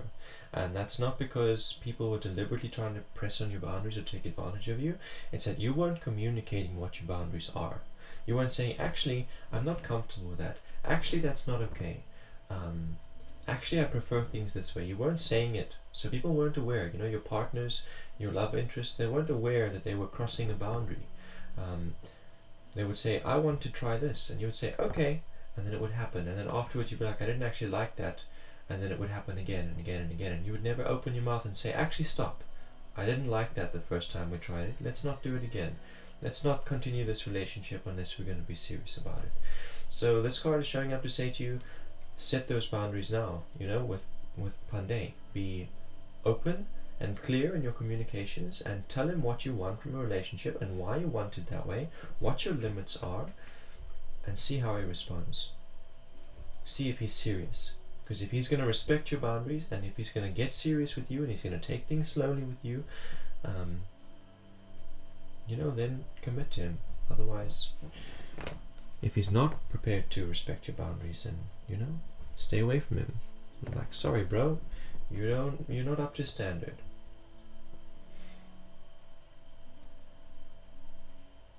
We've got an 8 of discs in reverse. So this is an interesting dynamic. When I see this, it's like this thrown into the mix is a very interesting dynamic. It's like you're hanging around him, or you're flirting with him, or you're giving him attention, or you're leading him on because, I don't know, he gives you money, or because he takes you out to good restaurants, or he helps you pay rent, or whatever the case might be. It's saying that he helps you make ends meet. That's what this card is saying. So you're entertaining him because he helps you make ends meet. You have certain habits that are expensive, that you know, whatever, addictions, comforts that you've gotten used to that you don't want to let go of, that you could let go of, and then you'd be able to secure yourself. Like you could make changes to the way that you spend money when you go shopping. You could make changes to the things that you consume, media, entertainment. You could make a lot of changes to your lifestyle to balance your income and your expense, but you're not so ready to let go of those things, those comforts, and so you entertain him because it means that you get to hang on to the things that you're used to. And so this card says to you, what's important to you? You know, are your boundaries important to you, or are your comforts important to you? Boundaries or comforts? Boundaries or comforts? Because you're going to have to choose one. You can't have both. You can't have your boundaries and expect him to continue to pay for all of your expenses or whatever it is that he's helping you.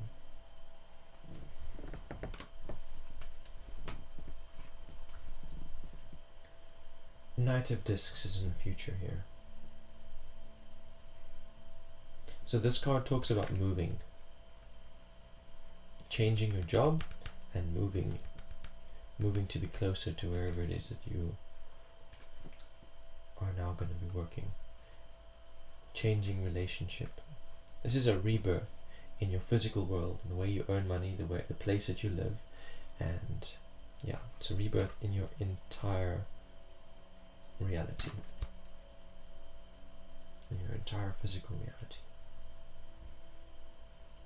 And it's what's in the future for you. So that could be marriage. Marriage could do that.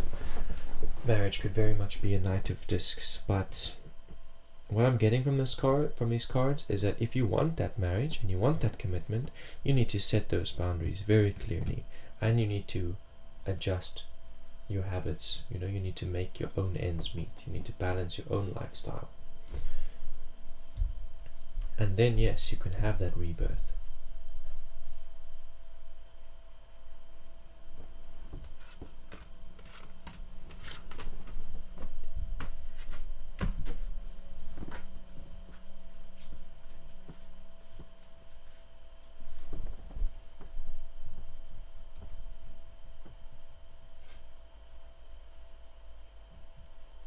Sunny 16.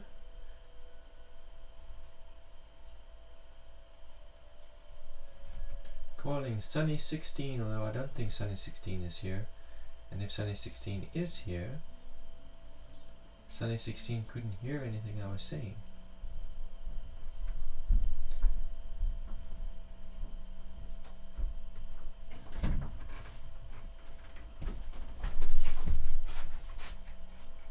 What is this? Peanut butter on a... It wasn't intentional. Peanut butter seeds on a dried mango. Thanks.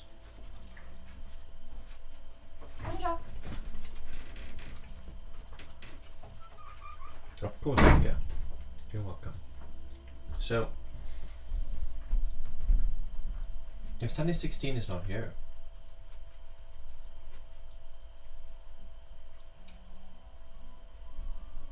then Midnight Rain Love is next, followed by Ferrer.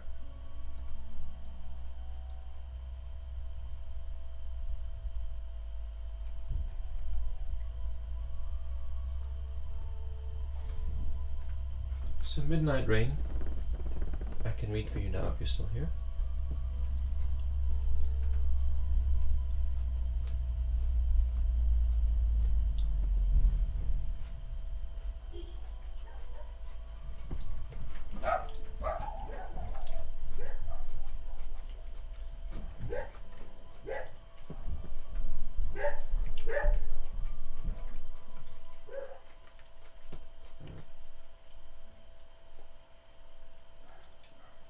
Cool. Thank you for confirming and thank you for your patience.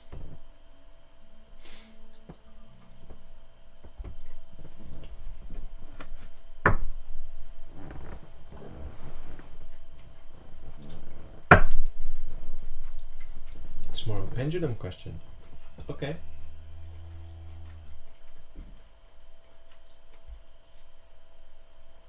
shoot when you're ready.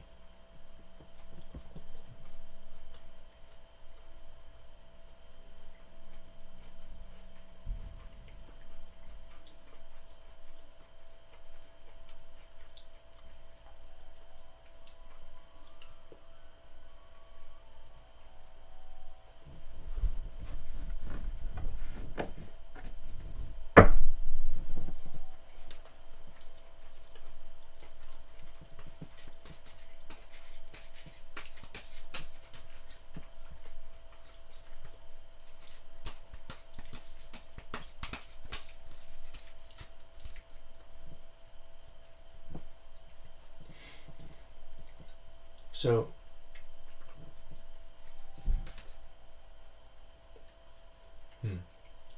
I just feel called to talk about my own experience with exes.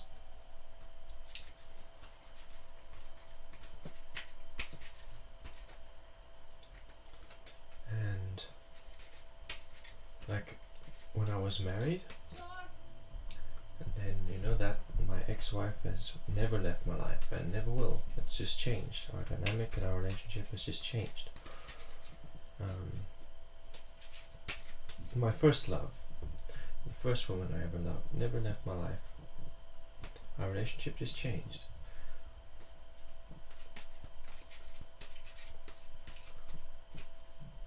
And everyone else in between didn't seem to come back.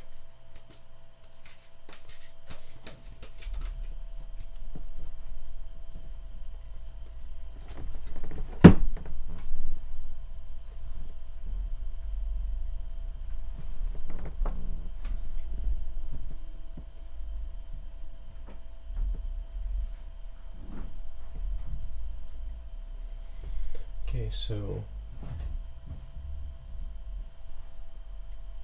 will Midnight's ex-wife will Midnight's ex-partner, ex-lover, ex-whatever come back into her life?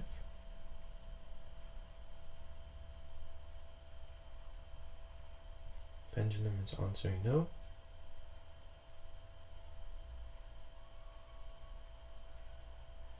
There is a clockwise rotation, and that clockwise rotation just says you can go back into his life or her life, whatever.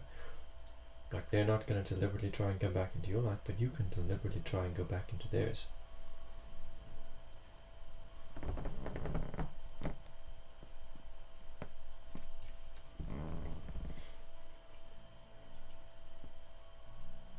Okay, this is very interesting.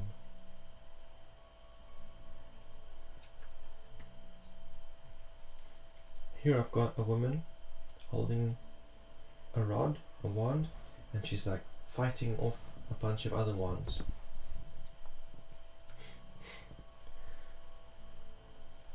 That's the Seven of Wands. So this card is like, okay, you have a lot of things that you want out of life, and you have a lot of like, oh, I want this, I'd like that path or that possible future, or I'd like that. And you've got all of these things in the air that you want to create and manifest. And this card says to you that as long as you can see all of these endless possibilities, none of it's going to manifest for you.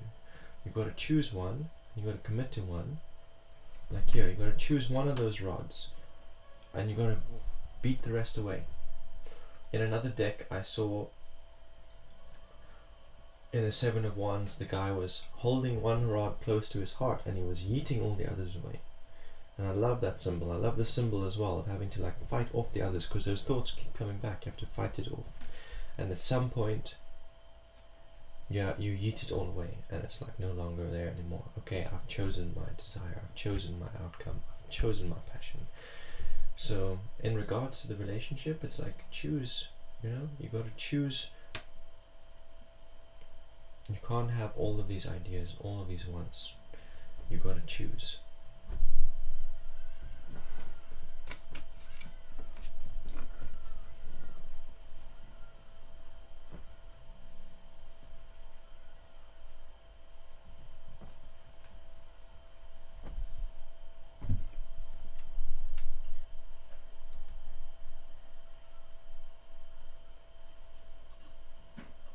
So for rare,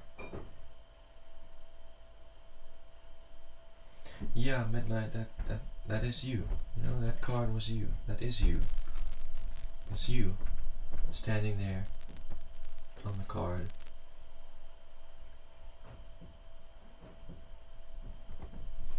It's saying that you can't have all of these different ideas, like you're bouncing around. Okay, I want this. Oh, I want that. Oh, but I want that. Most of them are not compatible with each other. So choosing what you actually desire, like, do you want this partner? Do you want a new partner? Do you want that life? Do you want that life? You know, as long as there's all of these possibilities, none of it is real. You know, you have to collapse it down to one thing. Hey Dre, you're still here. Thanks for sticking around all this time. As I scroll to the chat, I never saw you ask a question for a reading, so I didn't add you to the queue. If you'd like to be in there, you can go ahead and join.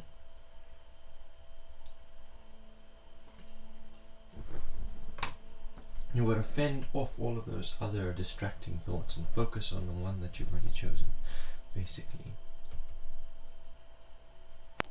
So Ferrer, you're next for a reading.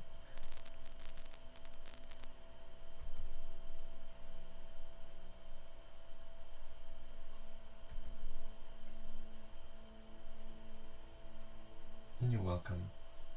Midnight, you're welcome.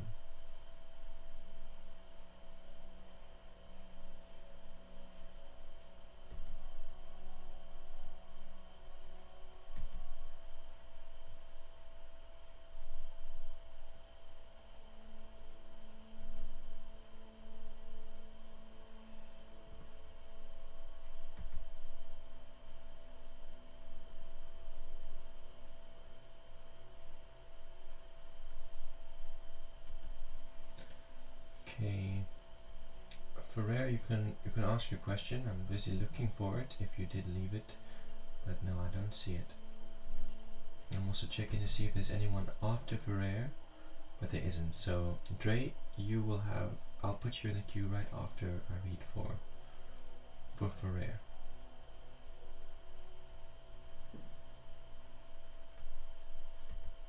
You're up next after Ferrer. Ferrer Breeze. And then Dre 00723.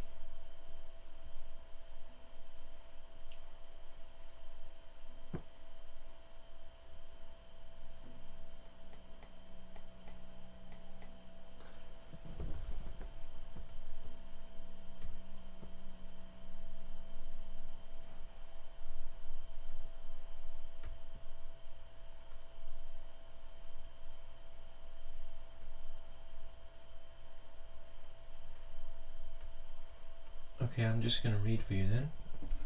Just going to put cards down and read and get it done with. Not going to wait all day for a question.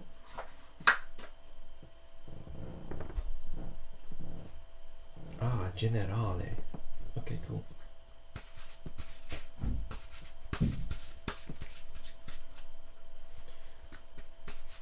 So Dre, you can also just go ahead and drop your question in the chat at this point.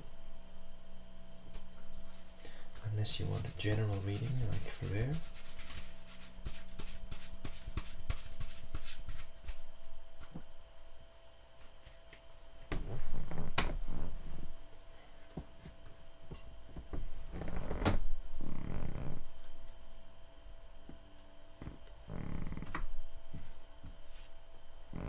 That's illegal.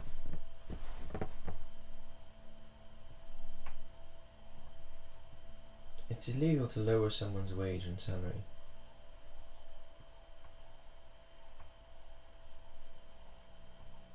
Are you part of a union, Dre?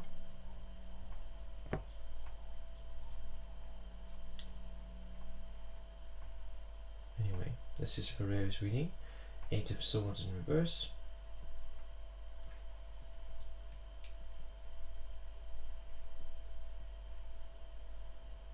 You're trying to meet certain goals, Ferrer. You've been trying to meet certain goals. You set goals for yourself and try and meet them. But this card, it says that you have to learn. You know, those goals require that you study something. They require that you learn about something, and you neglect that process when trying to accomplish the goals. You try and reach for the goals without doing the research, and so sometimes you fulfill the goals, and a lot of the time you fall short on your target. It's showing up just to like make you aware of that and say, hey, whatever you're setting in motion now, whatever goals you're setting for yourself, whatever purpose you're deciding on, be aware of like any aspects of that outcome that you don't know about, that you're going to have to research and learn about, and then commit to do it, you know? Don't try and find a way to reach your outcome without learning what you need to learn.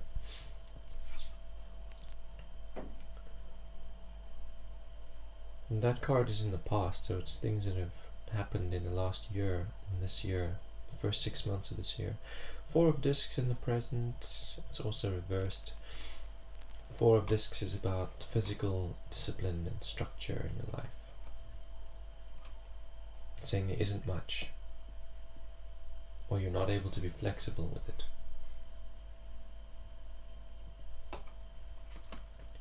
Like your health and your fitness and your finances, if you want to stay fit, you have to regularly exercise. You have to have physical routine. You have to have like go for a hike, do some weights. You know, there has to be routine there, on a daily, on a weekly. And if it's a diet, you know, you can't one day eat healthy and one day not. You have to commit to it, and it has to be part of a structure and a regular thing. And the same with work, you know, you have to regularly create in order to see your financial abundance return. You have to regularly invest. You have to regularly get up and go to work. So this card is saying that it's lacking a little bit in that consistency, or if the consistency is okay and you've made progress with that, it's talking about being unable to be flexible with unforeseen events and circumstances.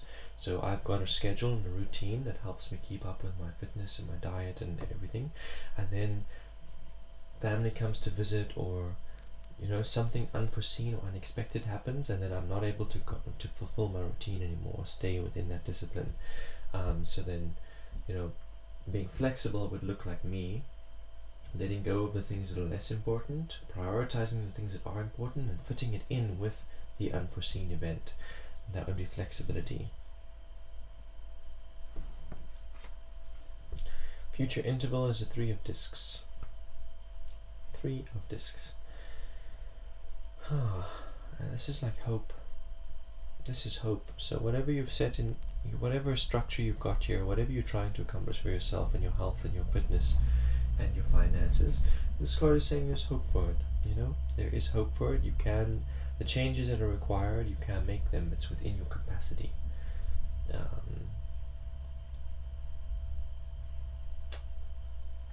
3 is a number of being like aware, being aware of what's required. So I guess this card says to you, make yourself aware of what is required of you. Like if you fail to fulfill your routine, if you like you set structure, say I'm going to exercise this amount of hours, this like in a week, whatever, and you aren't able to meet that quota, you aren't able to fill the goals like we saw here, then have a look at it and be like, okay, what can I do differently? Should I make the goal closer to home? Should I like shorten it? Or is there something I can change in my habits? So this card is just saying be aware of what your limits are, and be aware of what's going to be required of you to get where you want to go. The things that you hope to accomplish for your health and your fitness and your finances, they've placed responsibilities and requirements of you, and you just got to see how you can fit in with those requirements. Keep yourself aware. And yeah.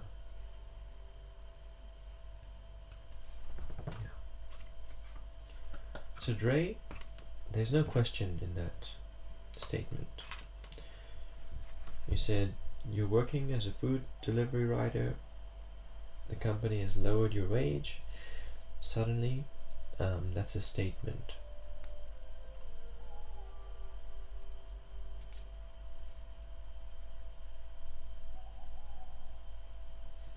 So what would you like to see here? What are you hoping for? What's your question?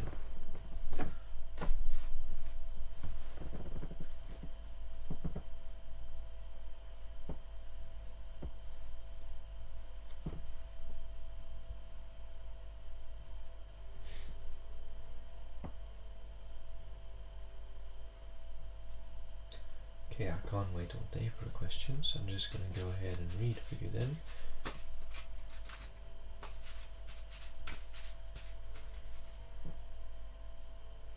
Are you okay, Dre? Is English not your home tongue or something?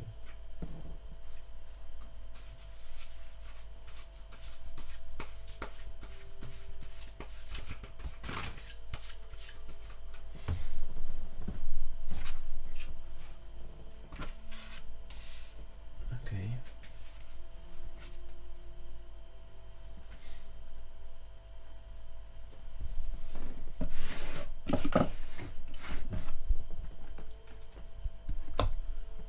These are your cards, Dre. I'm gonna read them for you now.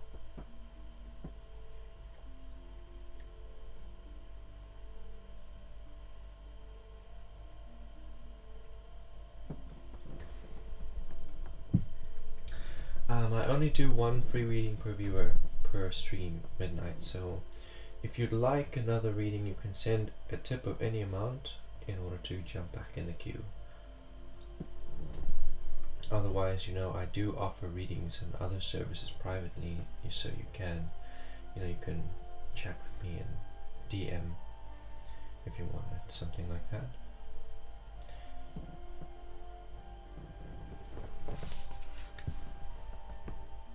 Your internet is crap, Dre. I'm sorry about that. Mine is too.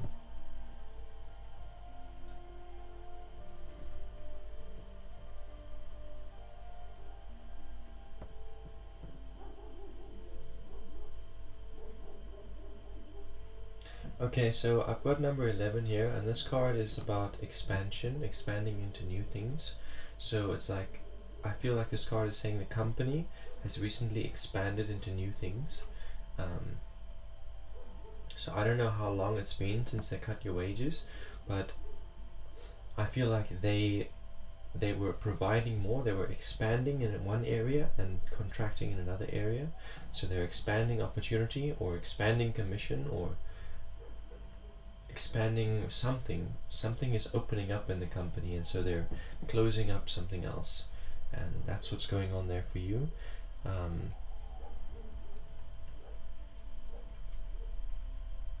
This card it's about revelations as well. It's about like having a realization or revelation, like, oh, that's how it works. So it kind of encourages you to like change your perception of the situation and see if there is like a revelation, like a moment where you can be like, oh, it's not all that bad. They've cut my wages, but they've also added commission on sales, and there are more opportunities to sell now. Companies expanding. I can potentially make more than I was making before. Have a look at the situation. So if you scroll downwards, midnight, you will and you check the about section. You scroll downwards. There's a panel there, a panel to private offerings, and you can have a look at that. So the way it works is that it's pretty much like this, but it's private. You'll be the only one who can. It's like a video call. You'll be the only one, and you can choose whether you want to chat with me in voice or video, or if you want to just text like you do it now. We've got Knight of Cups in the present for you, Dre.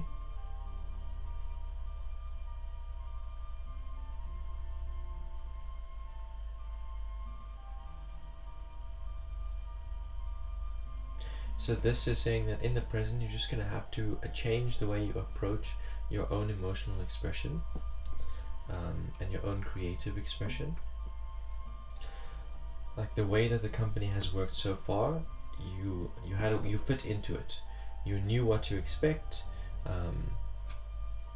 There were some days when you felt bleak, you knew how to cope with it. There were some days when you felt motivated and you did well, and there were certain obstacles you had to face, and you always had creative solutions to it because you knew what you were doing. You were used to things working the way they are, and so now there are some changes, and it's brought with you some disappointment, some fear, some frustration.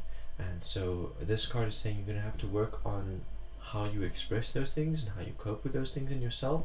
Don't react to fear, don't react to anger, and then because the company is now different, they've reduced the number of delivery people, so that means more opportunity. So you can find a new solution. You can change the way you were applying creativity to overcome obstacles and challenges is not going to work anymore. You need to find new creative solutions. But even though they've reduced the wage, the opportunity and the potential for you is greater than it was before.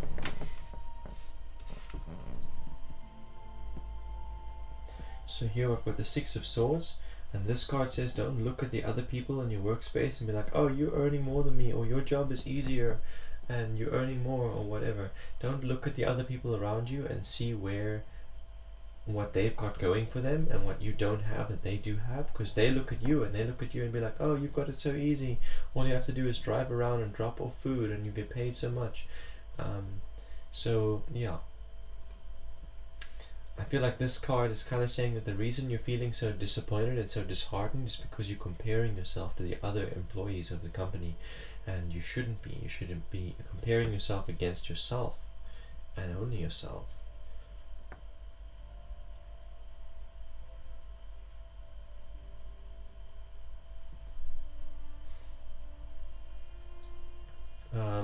So I'm sure that I tested it on mobile and it did work, Midnight Rain. It does work. The panels are there. But anyway, I'll get the bot to manage it in the future, so that you can just type something into the chat and then it will give you what you need. For now, it doesn't really work. There are links, like if you type exclamation mark links, and you'll get a list of links like Instagram, Facebook, Twitter, Discord. So I'll do the same thing. I'll make a command that works for offerings, panels, offerings. Yeah.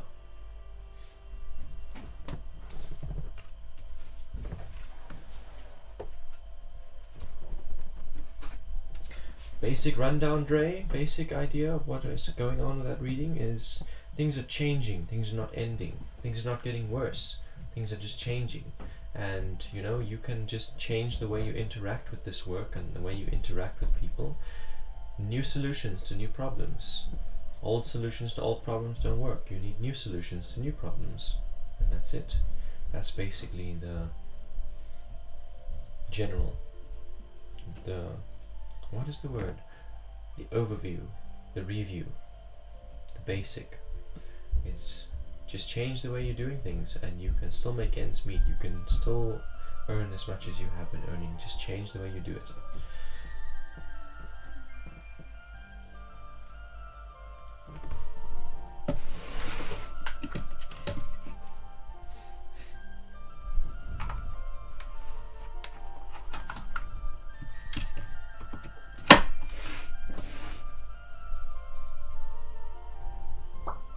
So I'm gonna look at my panels and I'm gonna copy the panel link and I'm gonna drop it in for you.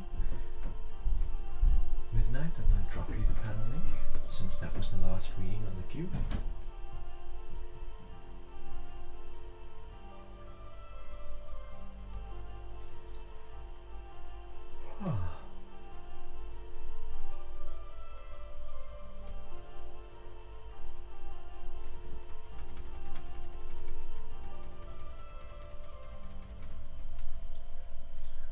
Copy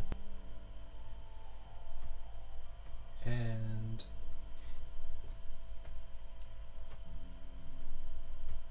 paste.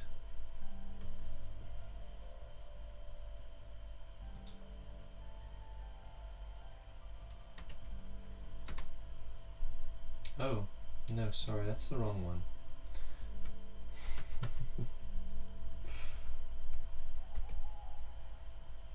This one. Copy and paste. That's the right one.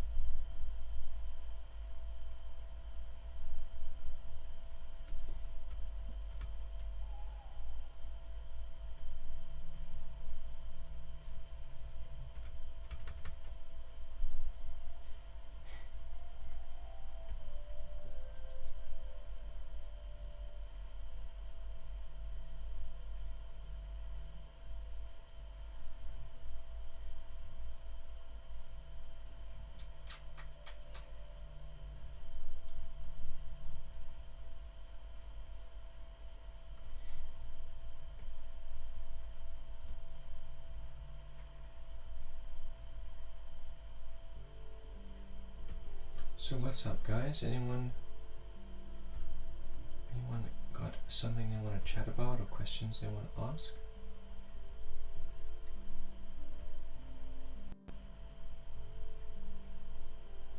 There was something on my mind just now while I was reading that I wanted to talk about. What was it? I forget. Anyway.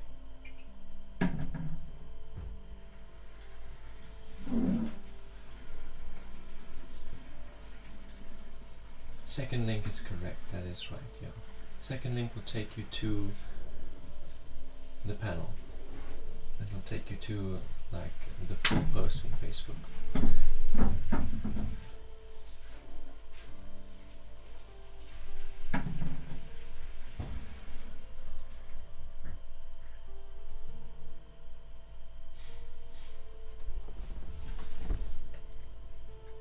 My mind just keeps going blank. There was something else that came to mind and then gone again.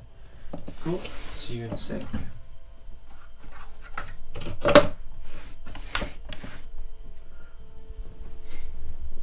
But since things are quiet right now, I'm going to put some cards on the table for myself because, well, I like to do that every now and then.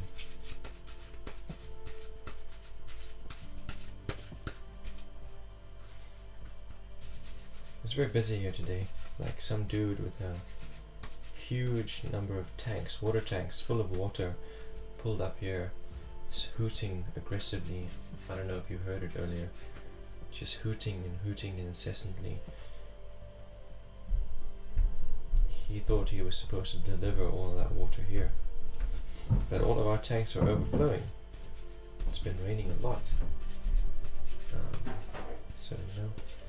Can't put water into full tanks. And then after that there was delivery guys dropping packages off my dad because he's not at home, so he sent them here. And he'll pick it up later.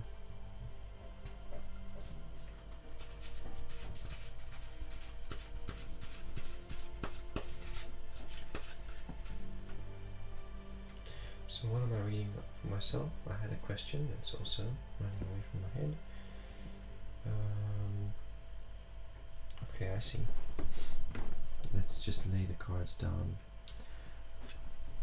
In general, energies regarding the events of today and yesterday and other things that have to happen in the next few days and the next couple weeks, and load shedding and all of that nonsense.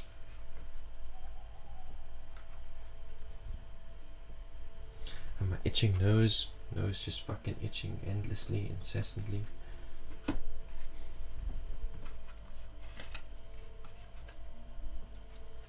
Well, that looks like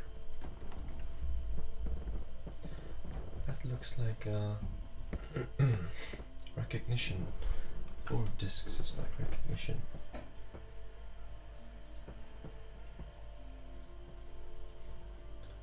It's like saying the structures, the various structures that I have in place, I maintain them. There are less important things that I allow to fall away every now and then. But I never let go of the important structure, you know,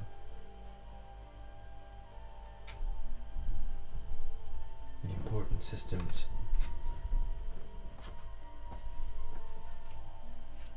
Crossing card. Doing the best that I can. Oh, more recognition, I feel.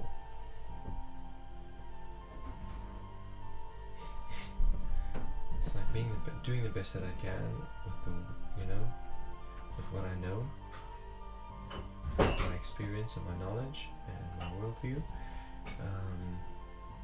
and my resources. More than that, setting the example that I wish I had, you know, I wish I had someone's footsteps to follow, so I set that example for others, so that I can be, you know, others can have someone to follow, footsteps, and doing the best that I can to make sure that I'm not leading them into ruin.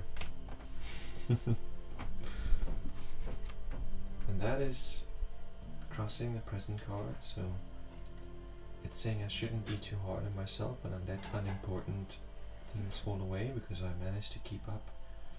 The best that I can offer maintains the structure.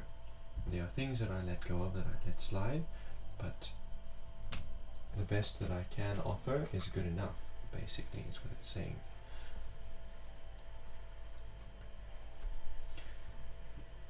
Three of Swords in reverse here. What's that about? That's hopelessness.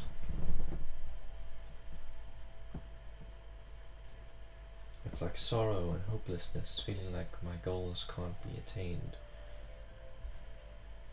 And this card is like reprimanding me, saying, stop being so silly. Have a look around you and see it, how many of your goals you've already accomplished. Yeah, you thought you'd be further on than you are, but look at the progress you have made instead of on the progress you didn't make. Focus on what you have accomplished rather than what you're still trying to accomplish.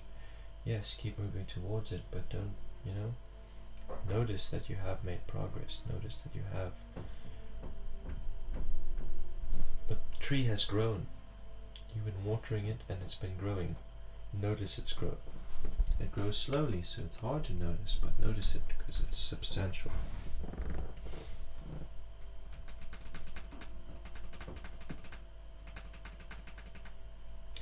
And so this card gives me some insight. It says, okay, all of this hopelessness and your fixation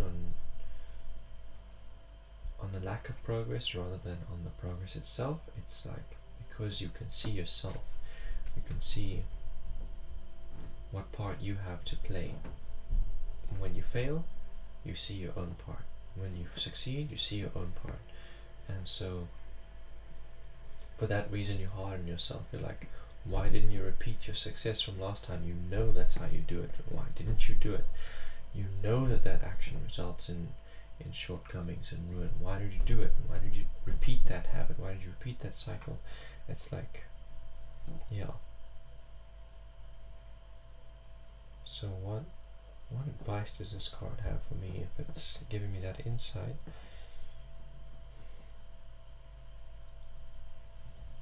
It's saying that this over pressurizing myself, high expectations and high standards of myself and those around me, it's rooted in upbringing.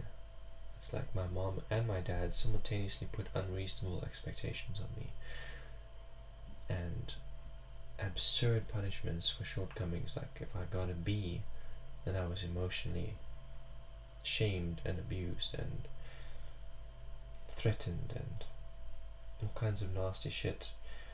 Like, come on guys, yeah, I got A's throughout the whole year. It's the first B in math that I got all year. Why are you being such cunts about it?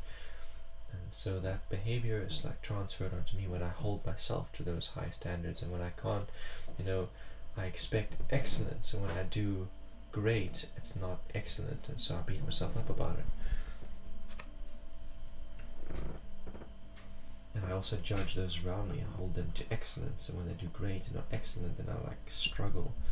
I struggle.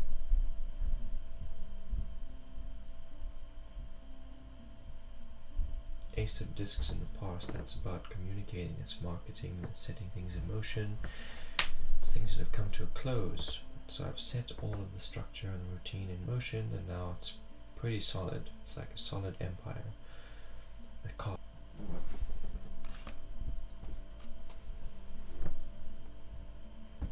Oh, and fortune, seeing the results of it all, Set it in motion, committed to it, prosper.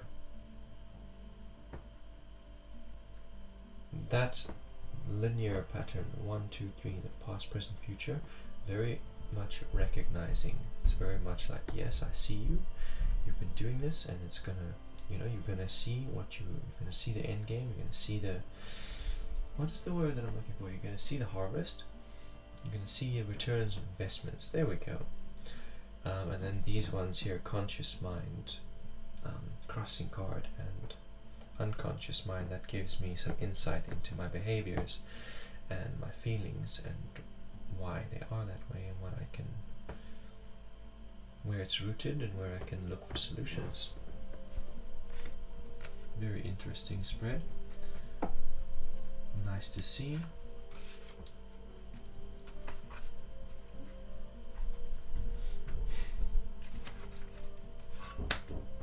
didn't tell me anything about my endlessly itching nose, though.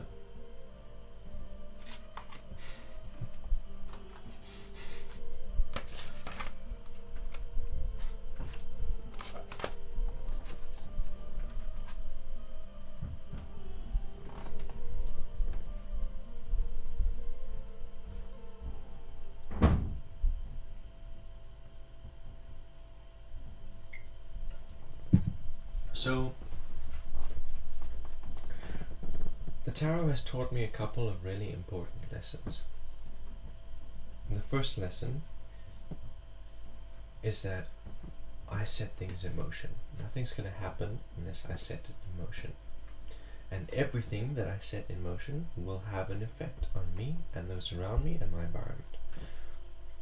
Whether it's a selfish action or a selfless action, constructive action or deconstructive action, it sets something in motion and it will come full circle. It will have an impact on the world. It's a seed that I'm planting and it will affect reality. The second lesson that the cards taught me, that the tarot and learning the tarot taught me, is reactiveness. If we experience negative emotions, fear, shame, guilt, pride, resentment, frustration, jealousy. We feel all of these things, and each one of them compels us to do something or to say something or act in a certain way. So if we allow those feelings to dictate to us our courses of action, we destroy ourselves and we destroy our environment, we destroy our reality, we destroy our relationships. Reacting to negative emotions creates a negative impact on reality. So the lesson in that is to take a step back from the emotion. Yes, observe it, acknowledge, I am experiencing this, but I don't have to react to it, I don't have to do what the emotion is saying. I can still choose, I have goals, I have desires, I can still choose to take an action that is constructive towards those outcomes, that is not a reaction to the emotion. I feel jealous, I write a song about jealousy. I feel angry, I draw something graphically violent. Take a constructive and creative action. Express the negative emotion through creativity and do something positive and constructive with it. 3. The emotion is power, literally. Like electricity is power, and it runs a computer, it runs lights, it runs physical technology. Emotions power metaphysical technology. Spells, incantations, rituals, all of that stuff, you see the results when there's an emotion attached to it. And all of the things like blood magic, where you're making a sacrifice, deliberately cutting yourself open or sticking yourself with a needle, that process, it creates an emotional response in you. It's like a shortcut to create a lot of emotional energy. And sex magic, same thing. It's a shortcut to create a lot of emotional energy. You need the energy to empower thought form. The 4th lesson is that misfortune is a choice. That when you start a journey and you go from beginning to end, you always gain from it. It is always fortune when you reach the end of the journey. It might not look like it. I might have planted a field of corn, and then there was a thunderstorm and it destroyed everything. I might look at that and say, this is misfortune, but it's only misfortune if I don't learn from it. I learned, okay, if I plant at this time of year, there are a lot of storms, and so the risk is high.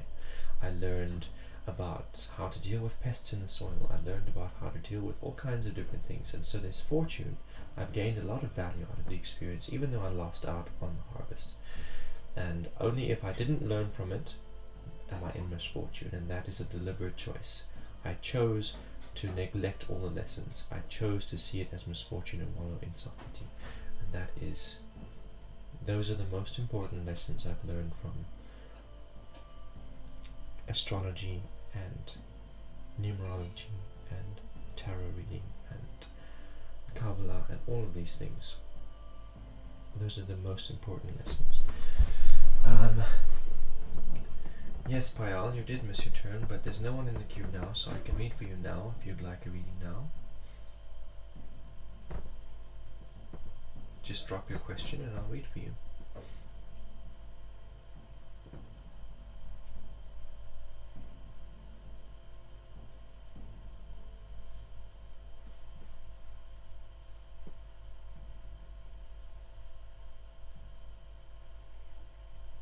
Okay, I'll just read for you then. I won't wait for your question. I'll just read.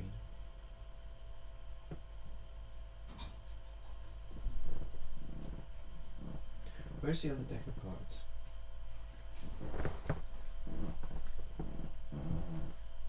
I'm waiting, Payal. I'm waiting for your question.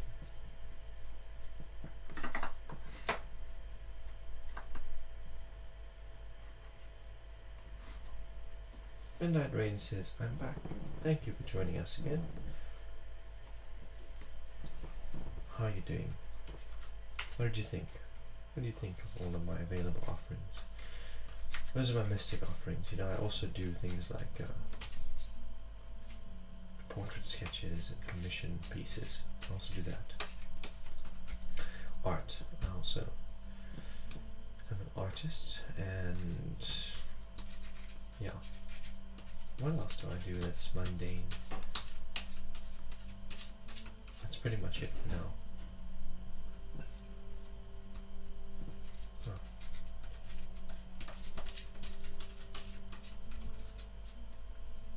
And you're welcome, and thanks for being here with us.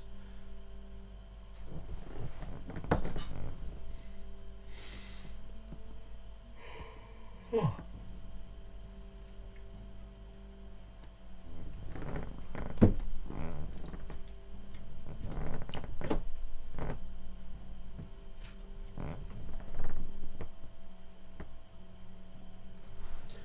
Two of Cups in reverse.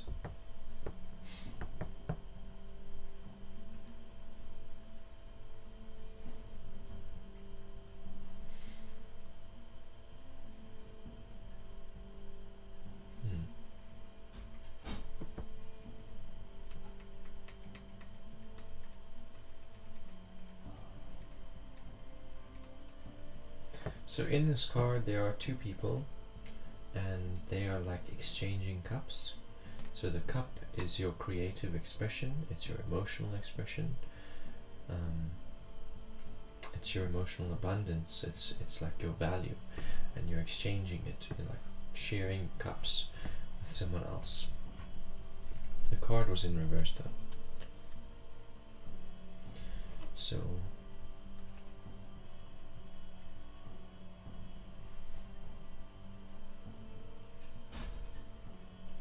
I feel like what that indicates with the card in reverse is that in your relationships in the past, you have been very quick to give your cup, to share your cup, to pour it out on someone else, whether or not they're going to pour it back out on you. And as quick as you are to share your cup, to share your value and your abundance, you're also equally as quick to stop. Like you see, oh, there's the possibility for a relationship, so you love bomb them, boom. And then you don't see a response, you're like, oh well, forget them, move on. And this card says that the right way around, you know, when it's in balance, when the Two of Cups is in balance, you're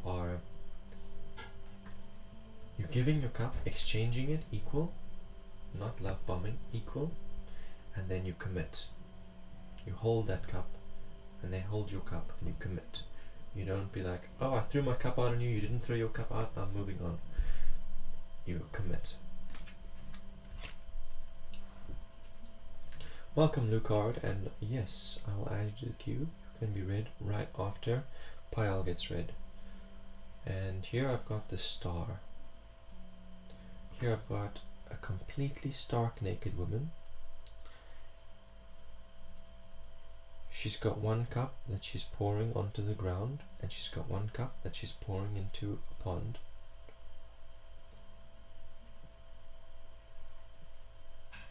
The card is number 17. It's called the Star.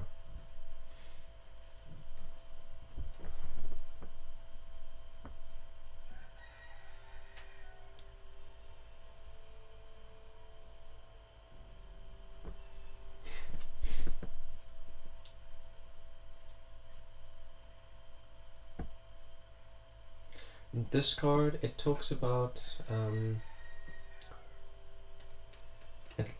learning to deal with overwhelm and what is the other word? Overwhelm.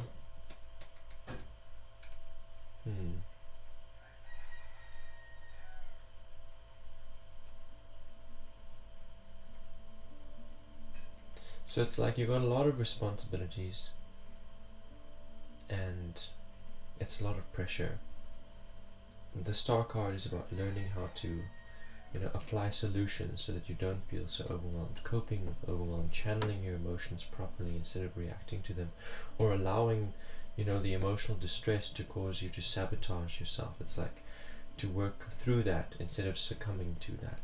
And this card is in reverse, so it's saying that you're like on the brink of doing drastic things because of the pressure that you're under. You could be applying solutions. You could be using your ingenuity and your creativity to come up with solutions to even the load for yourself, take some pressure off. But instead, that pressure is breaking you and you're like this close to doing something drastic, destroying things that you've been creating. And this card just says to you, don't give in to the pressure, rather find a solution, rather communicate with people around you and say, hey, I need to even the load. I feel like I'm carrying more than I can.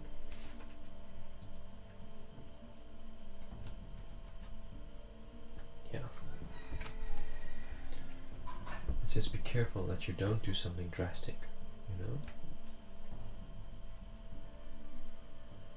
We've got a 10 of Cups in the future, so this card is affirming for me that all of what you've been through, all of what you're going through here with this overwhelm, and in the past where you've repeated the cycle of love bombing people and then not committing to the relationship, that it's all in the interest of you learning and overcoming obstacles and breaking karmic cycles so that you can step into a more authentic and fulfilling way of life. So this 10 of Cups is that more fulfilling way of life. It's like seeing the results of the hard work of having gone through the journey. If you never went through these experiences, you would never learn from them or learn how to cope with them or learn what to do better. So you would never reach the 10 of Cups without them. And that is your reading. So Lucard, I can read for you. And Midnight Rain, as I said before, I only give one free reading per viewer, so yeah. If you want me to draw a tarot reading spread for you, then please send a tip. It doesn't matter how much, and I'll add you back to the queue. So when I did the pendulum reading for you, I also did draw a card. Now remember, it was the seven of Wands. So that's usually how I do it. I don't just read the pendulum alone. I always read it with a card, or one card or more, depending on what I feel intuitively. Oh, paid and private. Okay, of course. Yeah, I can definitely do that. I can provide as many. Yeah. Cards with yes or no to bring clarity. Yeah, for sure. We can definitely do that.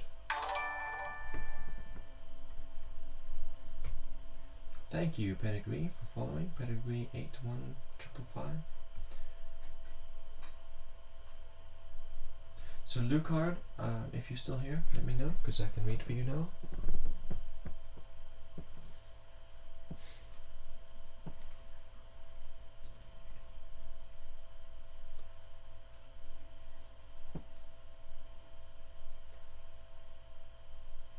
Should I keep trying with the girl I'm so into? You can send me a whisper on Twitch, or you can join the Discord by typing !Discord, or you can private message me on Facebook, or you can email me. It works any which way you want to communicate. It all works, and you don't even have to wait until after stream. You can message me right now.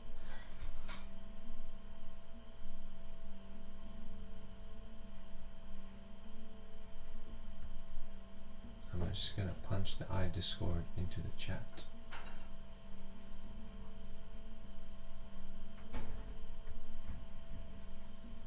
There it is. See, you did it. Awesome. Get in there. Get in that web. Tangle yourself.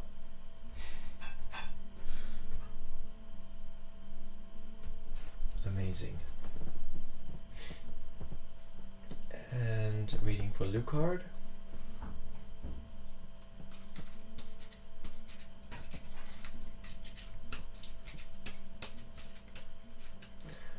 Lucard VTuber.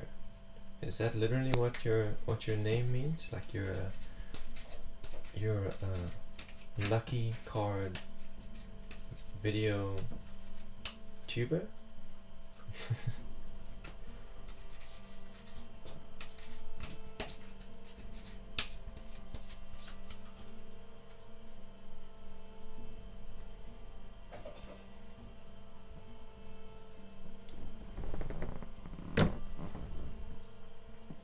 I'm just gonna see what the spirit has to say.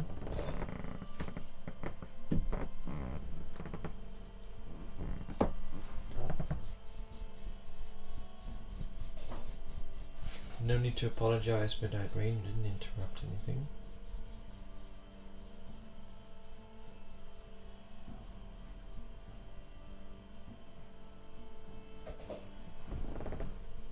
Yeah, they did ask.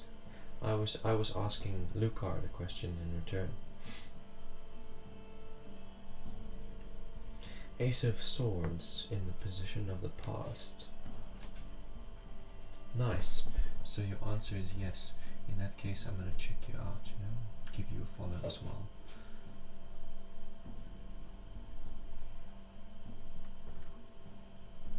Let's see. Lucard.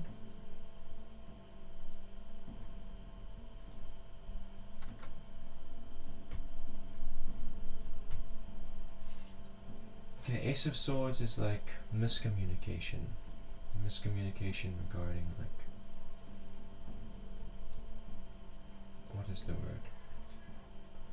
What would you like to accomplish in a relationship? What's your mission going into this relationship with this girl? What is the goal here?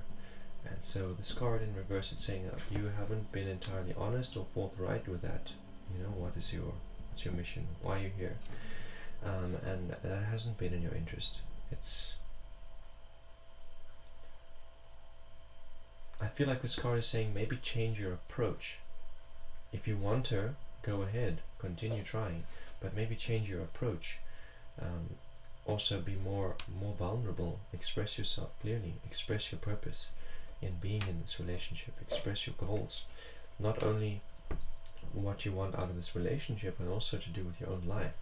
Like, what is your end goal in life? What are you creating for yourself? So on and so forth. Be honest and vulnerable about it. Okay, Three of Swords in the present is like, there is hope for it. There is hope for this relationship. Thanks for the follow.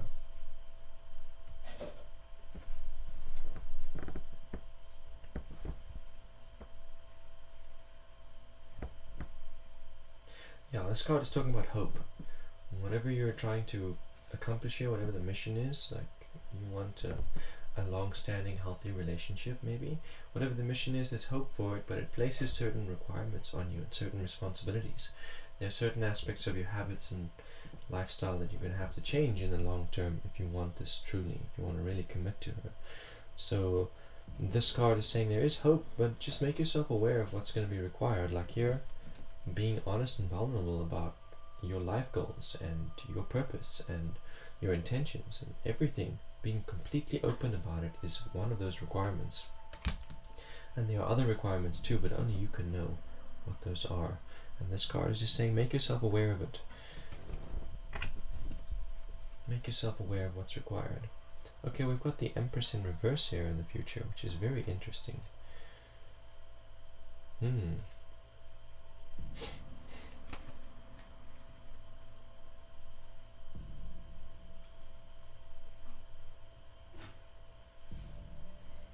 So this card says to you, have a look at your mom.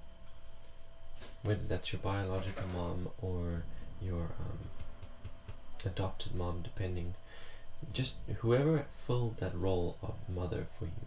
Have a look at your mom and look at the things that she did really well, and look at the things she didn't do so well, because you're gonna find them in this girl. This Empress card in reverse says that to me. It says that, you know, this is your mom, basically. This is your mom in her 20s. This is your mom in her 30s or whatever, however old she is. So, yeah. Both the negative and positive sides, you know, of that coin.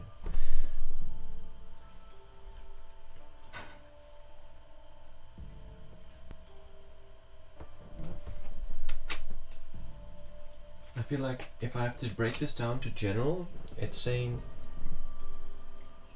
it's up to you. Like, should you pursue this? It's up to you. There is hope for it.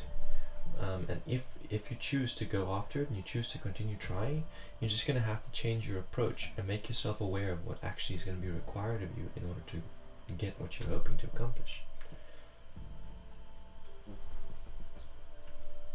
So I'm hitting that follow button on your account now.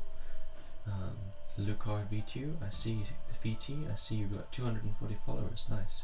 And this, check out this Fall Guy stream from 9 days ago. He streams sometimes as a hobby, cool.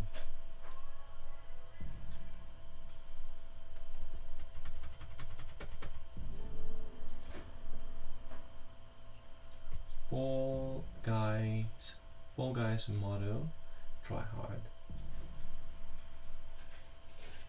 I see. I've always wondered how those characters work, how those avatars work. You don't stream in English, that's okay.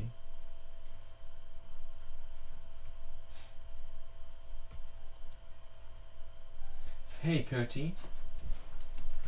Kurti Rugani. You don't have to speak English before we can be friends, bro. What you talking about?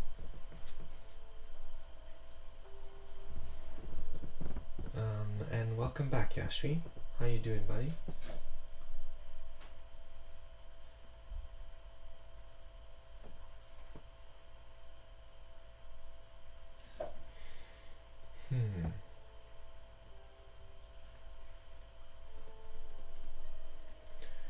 Yeah. Before you got here, what was I talking about? Before we had that, I was talking about the lessons of the tarot. I'm doing good though. Thank you, Yashvi. I'm doing good. It's a cool day, good day. Feels good. It is just a Thursday though, just a regular old Thursday. But it feels good. At any rate, I've only got like 12 minutes to be online and then I have to run away. So if you want a reading, let me know. Throw it in there. You're welcome, Lucard VT, by the way. You're welcome. How are you though, Yashvi? How are you doing? I hope you're doing well. I hope today is a good Thursday for you too.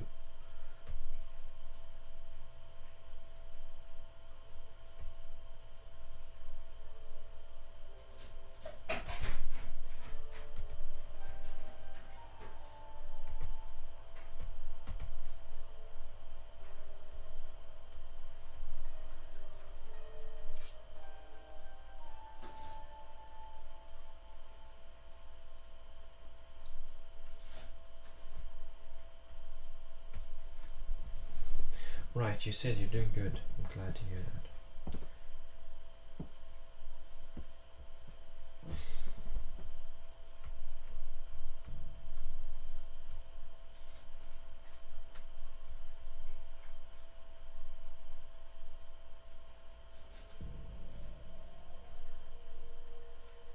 I had a dream about someone I'm not romantically interested in. Sure, tell me your dream and I'll interpret it.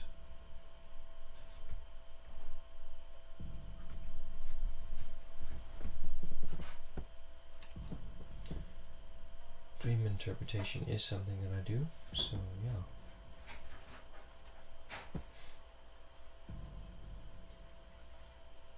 tell me your dream and I'll interpret it.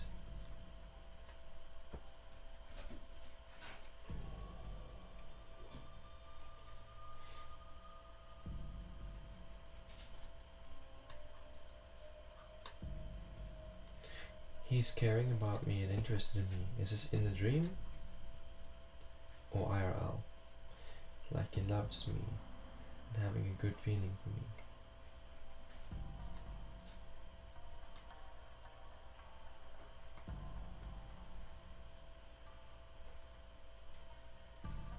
I'm guessing this is dream reality we're describing now.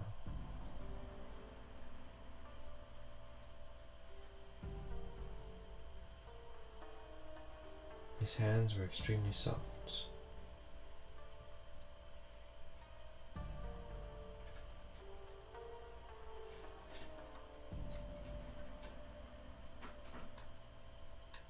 KK, is that it?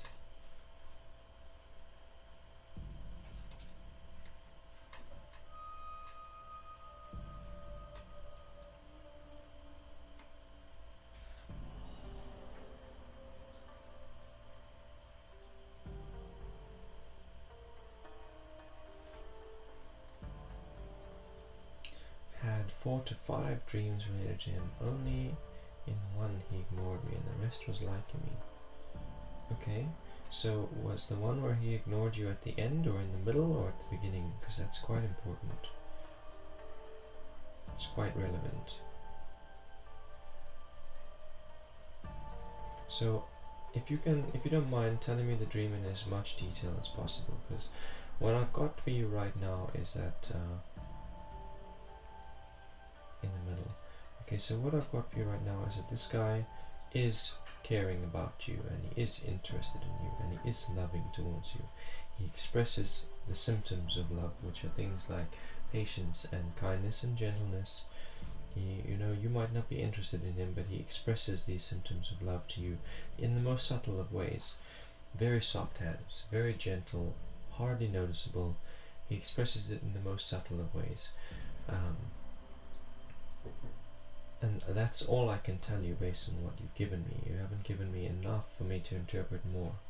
Like, he ignored you somewhere in the middle. If I had to take a wild guess, you were not returning his affections, you were not loving him back, you were not giving him, not showing him any kind of reciprocation, so he stopped showing you those things. He tried to move on. That's what I would interpret so far with what you've given me.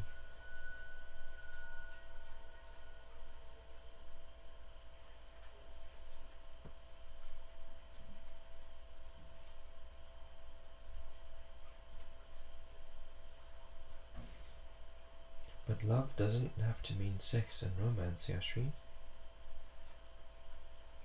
Like, I love my dog. That doesn't mean I fuck my dog. That doesn't mean I take my dog on dates. Same applies to my mom. I love my mom, but I don't fuck my mom. But I don't take her on dates. Maybe I should take her on dates, I mean. So, yeah, love doesn't have to be sexual and doesn't have to be romantic. You can express love to someone, Acts of service and kindness are a love language. Gift giving is a love language. And more than that, love has symptoms like, as I described, patience and peace and kindness and gentleness and self-control. And you can express those things to anybody. Those are very pure. They're not sexual at all. They're not romantic. They're actually just basic human traits, but they are symptoms of love. If you don't love someone, you're not going to go out of your way to be patient with them or kind to them. So yeah.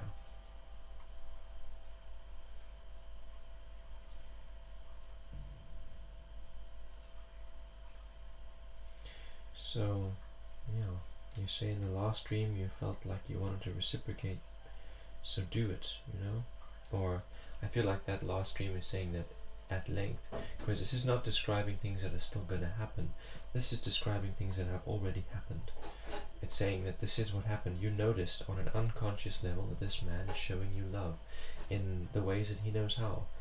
Very pure, innocent love. Very fatherly and brotherly love.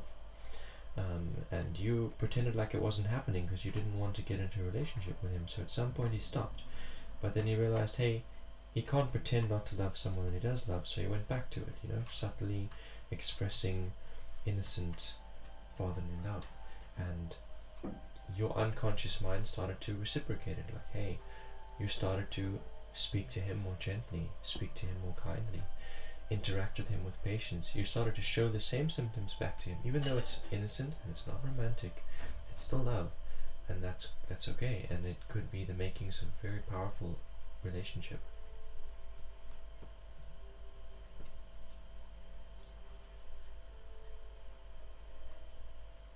It doesn't mean you have to go and jump into a relationship with him. It's just your unconscious mind is processing.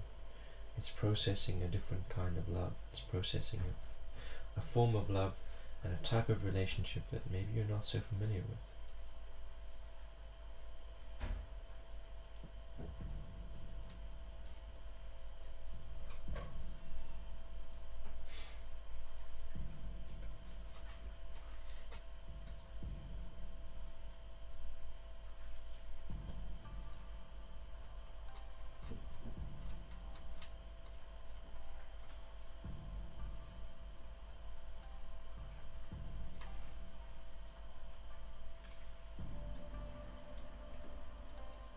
But yeah, dream interpretation is something that I do specialize in, something I have studied, not like at a college or anything, but it's something that I've gone out of my way to learn about and read up on and research and practice regularly, analyze my own dreams and others as well. It's something I'm quite passionate about. It's a form of mysticism, and mysticism is, my whole life is mysticism.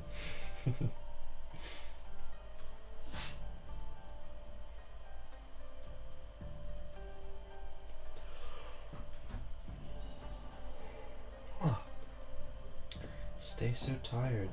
My eyes stay droopy.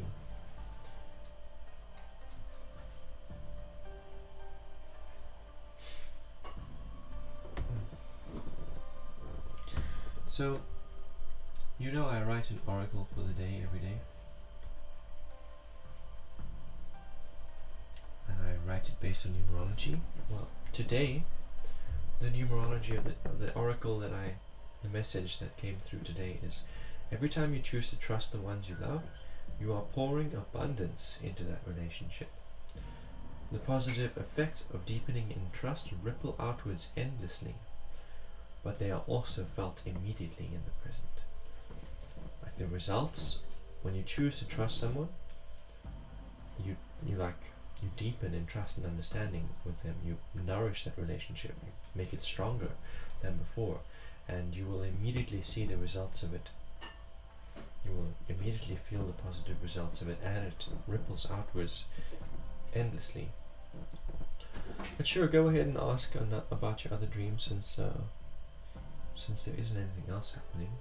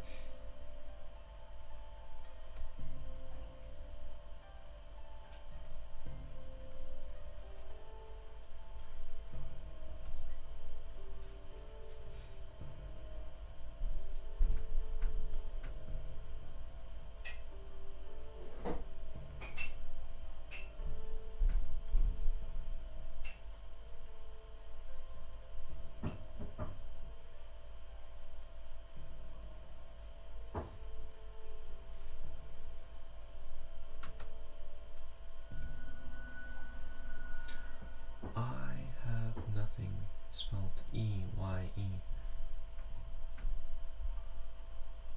It's just something I noticed here. Excuse the advertisements in the background.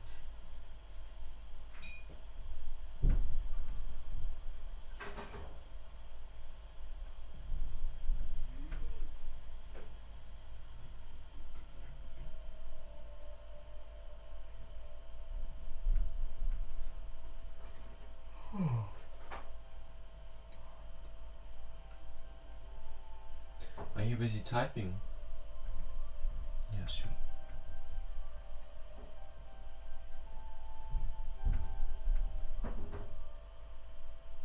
Oh, look at that. My sister has dyed her hair yellow. It was just green the other day, now it's yellow. Golden yellow.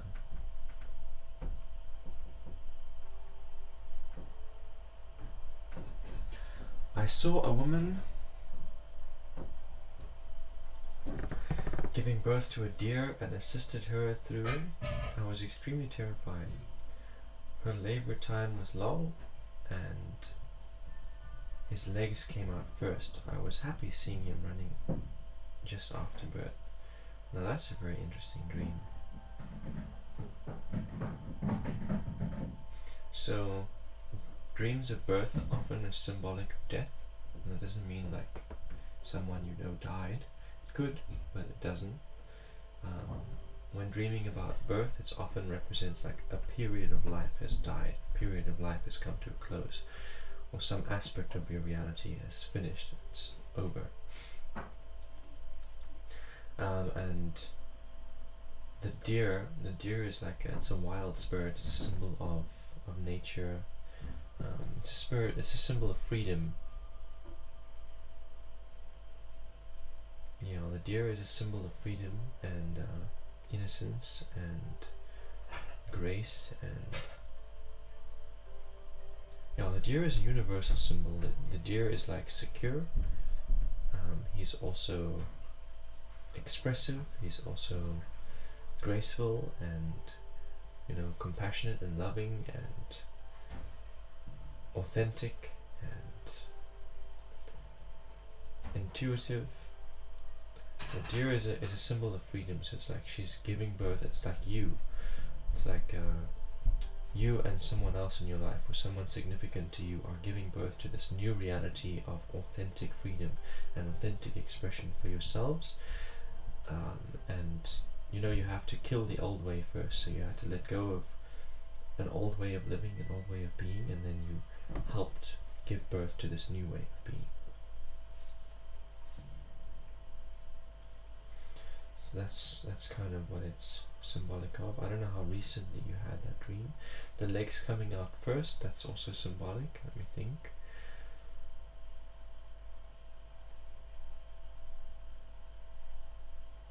So the legs are about security. It's like being grounded, secure on the planet, on your journey, in your truth. Trust. It's like trust was formed first. That's the first part of this new reality of freedom, is the trust. The security of trust was the first thing that was created. So I don't know who the woman is, but it probably doesn't just represent one woman. It probably represents you and a bunch of other women in your life who have been going through similar things recently. And you've all helped each other give birth, basically.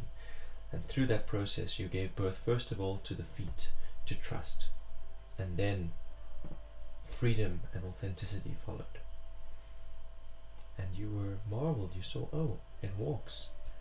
As soon as you created it, as soon as you gave birth to it, it was able to stand and support itself.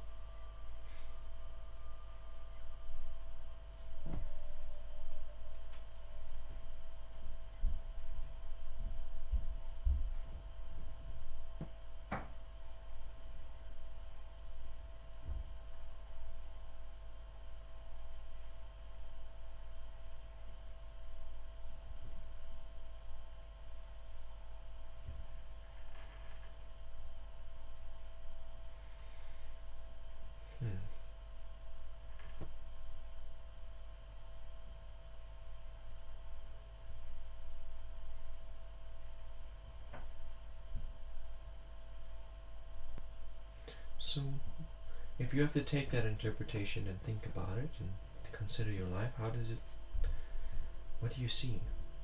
You know, is it applicable and relevant? Where is it applicable and relevant? What does it make you think of?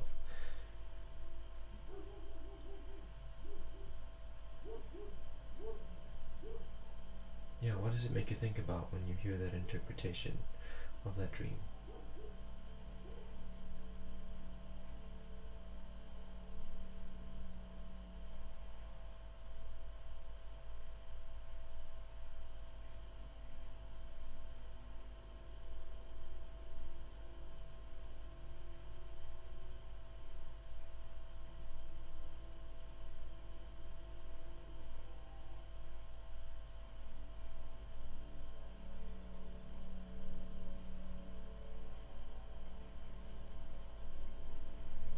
if I have to be really bold, I would say that there were a lot of things that you believed that weren't true. Like there was a lot of delusion.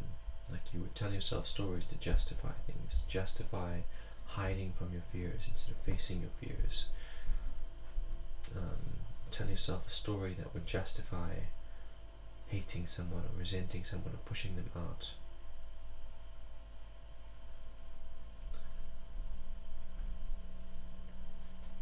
And you have recently had experiences and made new relationships and friendships that have shattered that, destroyed that old way of living in delusion and justifying yourself and resentment and shame and fear, shattered that pattern, killed it dead, and then, started nurturing and developing a new reality, new trust, new expression, authentic expression, clarity.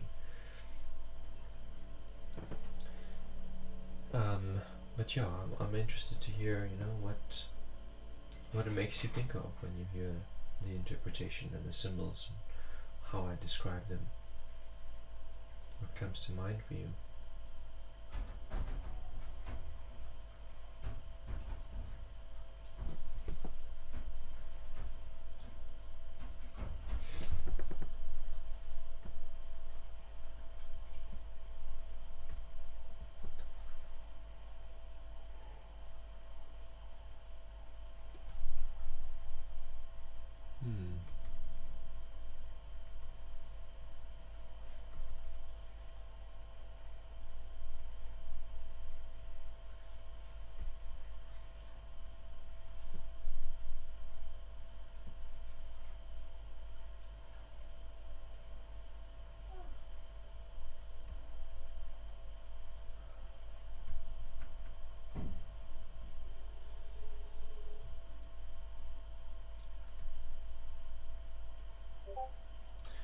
Your relationships to those people were really toxic. Interesting.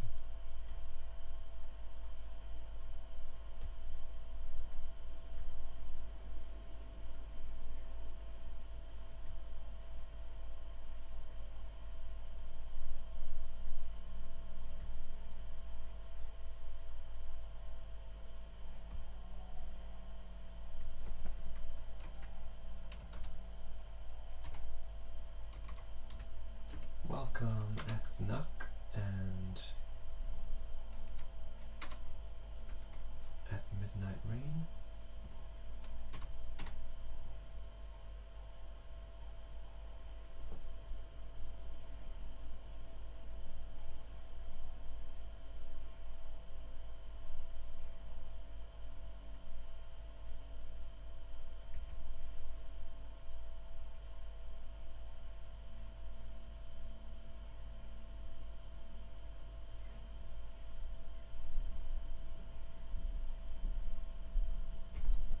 Hashtag sure is the general chat.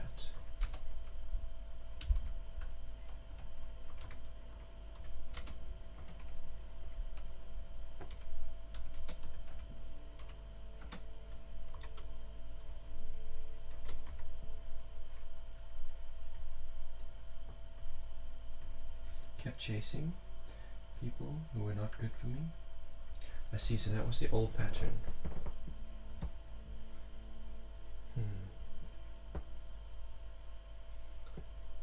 And you realized that you noticed it. Well done.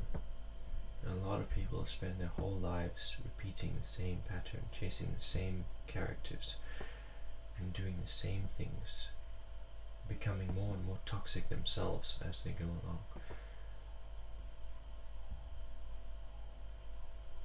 And some people come out of it when they're in their 40s. Some people come out of it in their 50s. They realize one day, oh shit, this is what I've been doing my whole life. I need to make a change. Some people are fortunate enough to come to that realization and start making that change young.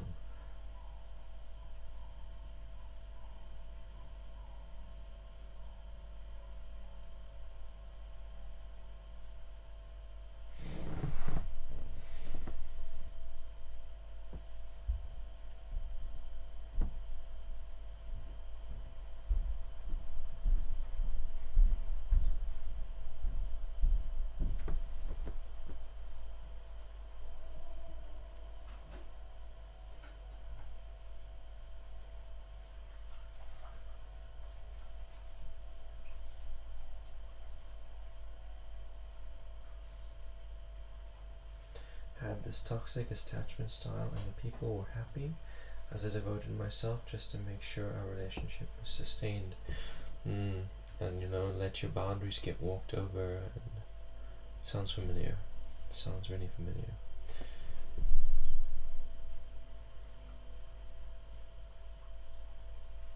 But never mind all of that, never mind noticing.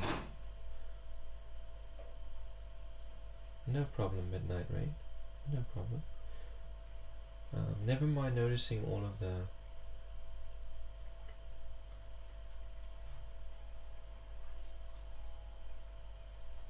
toxicity and all the repeating of cycles, Yashvi.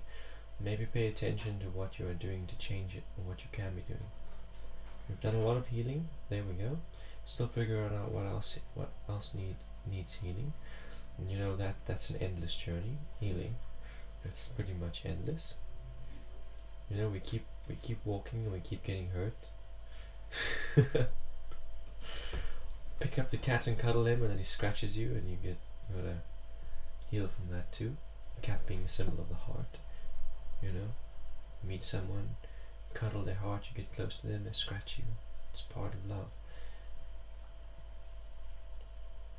And healing is a constant thing.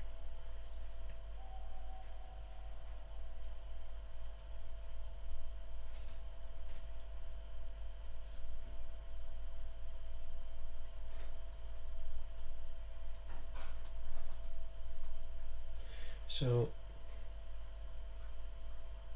for me, healing looks like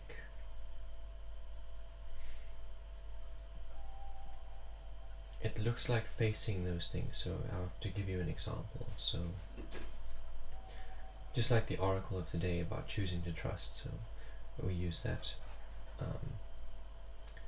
I've been in past relationships where I've been cheated on, so I find that I'm absolutely terrified of being cheated on. That's a wound that's still there in my heart. The betrayal is still there, and I'm terrified of it happening again. And sometimes I will get myself into a paranoia where I'm convinced that it's about to happen or that it has happened.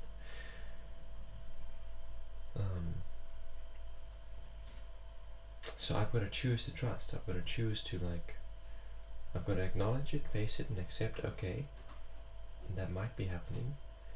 It might have happened. It might happen again. But is that going to stop me from opening my heart and choosing to love and choosing to trust? That fear, am I going to close myself off to love out of fear of getting hurt again?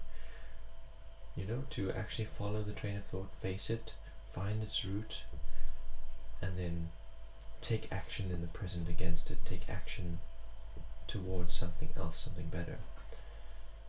That's what healing looks like, and I'm just sharing it, for food for thought, because I've met people who say they're healing, and then what their healing looks like, it's not actually healing. They're actually perpetuating themselves. They're like, I'm healing and I'm closing my heart off so I don't feel love, and calling it healing. No, it only repeats the cycle if I treat her like she is cheating on me, if I accuse her of being unfaithful and I push her away because I'm afraid, then she will most likely end up looking for solace and fulfillment in someone else. And I open myself up to have that cycle repeat. No, if I choose to trust her and I express vulnerability, I say, hey, listen, this is what I'm dealing with, this is why I've been distant, and I know that it's not relevant in the present. I can see that you are integrous, I can see that you are trustworthy, and these feelings are irrational, and just be honest about it and say to her, listen, I choose to trust you. Me talking about this with you is me choosing to trust you. That opens up, that breaks the cycle, that opens a new opportunity. And literally like that, Yashvi. Literally the way I just described. To not do the same things. You're in a relationship, when you feel those triggers from the past and those pains, don't interact with them the same way you did in the past, because that repeats the cycle. Choose a different course of action. Handle the situation differently, ever differently. That's how you break the cycle. Also, when you go looking for people, when you go looking for relationships, are you doing it in the same way as before? Like, some people will go looking for a partner at a nightclub and they'll expect to find their husband there. That's not where you're going to find husband material. That's where you're going to find one night stand fuckman material, fuckboy material. And you know, that is how it goes. They fuck that person and then that person cheats on them and their heart is broken. Oh no, woe is me, this has happened. I better go and look for a new partner, go back to another nightclub.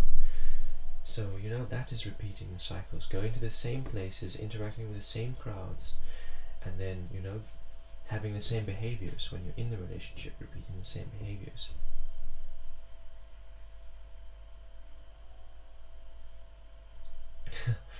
Thank you so much. It always feels like talking to an older brother. Well, I guess that's the point, right? I am a brother and a father and a husband, so that's what I do.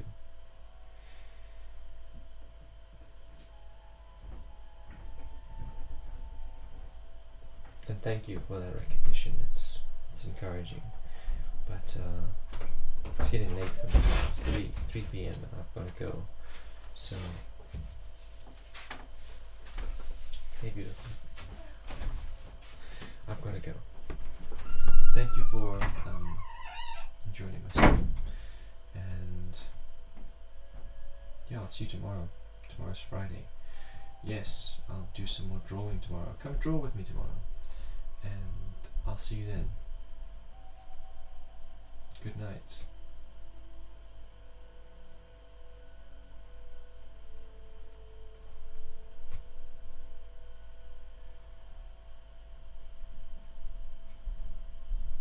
Just making sure that I'm, yeah. Good night, midnight.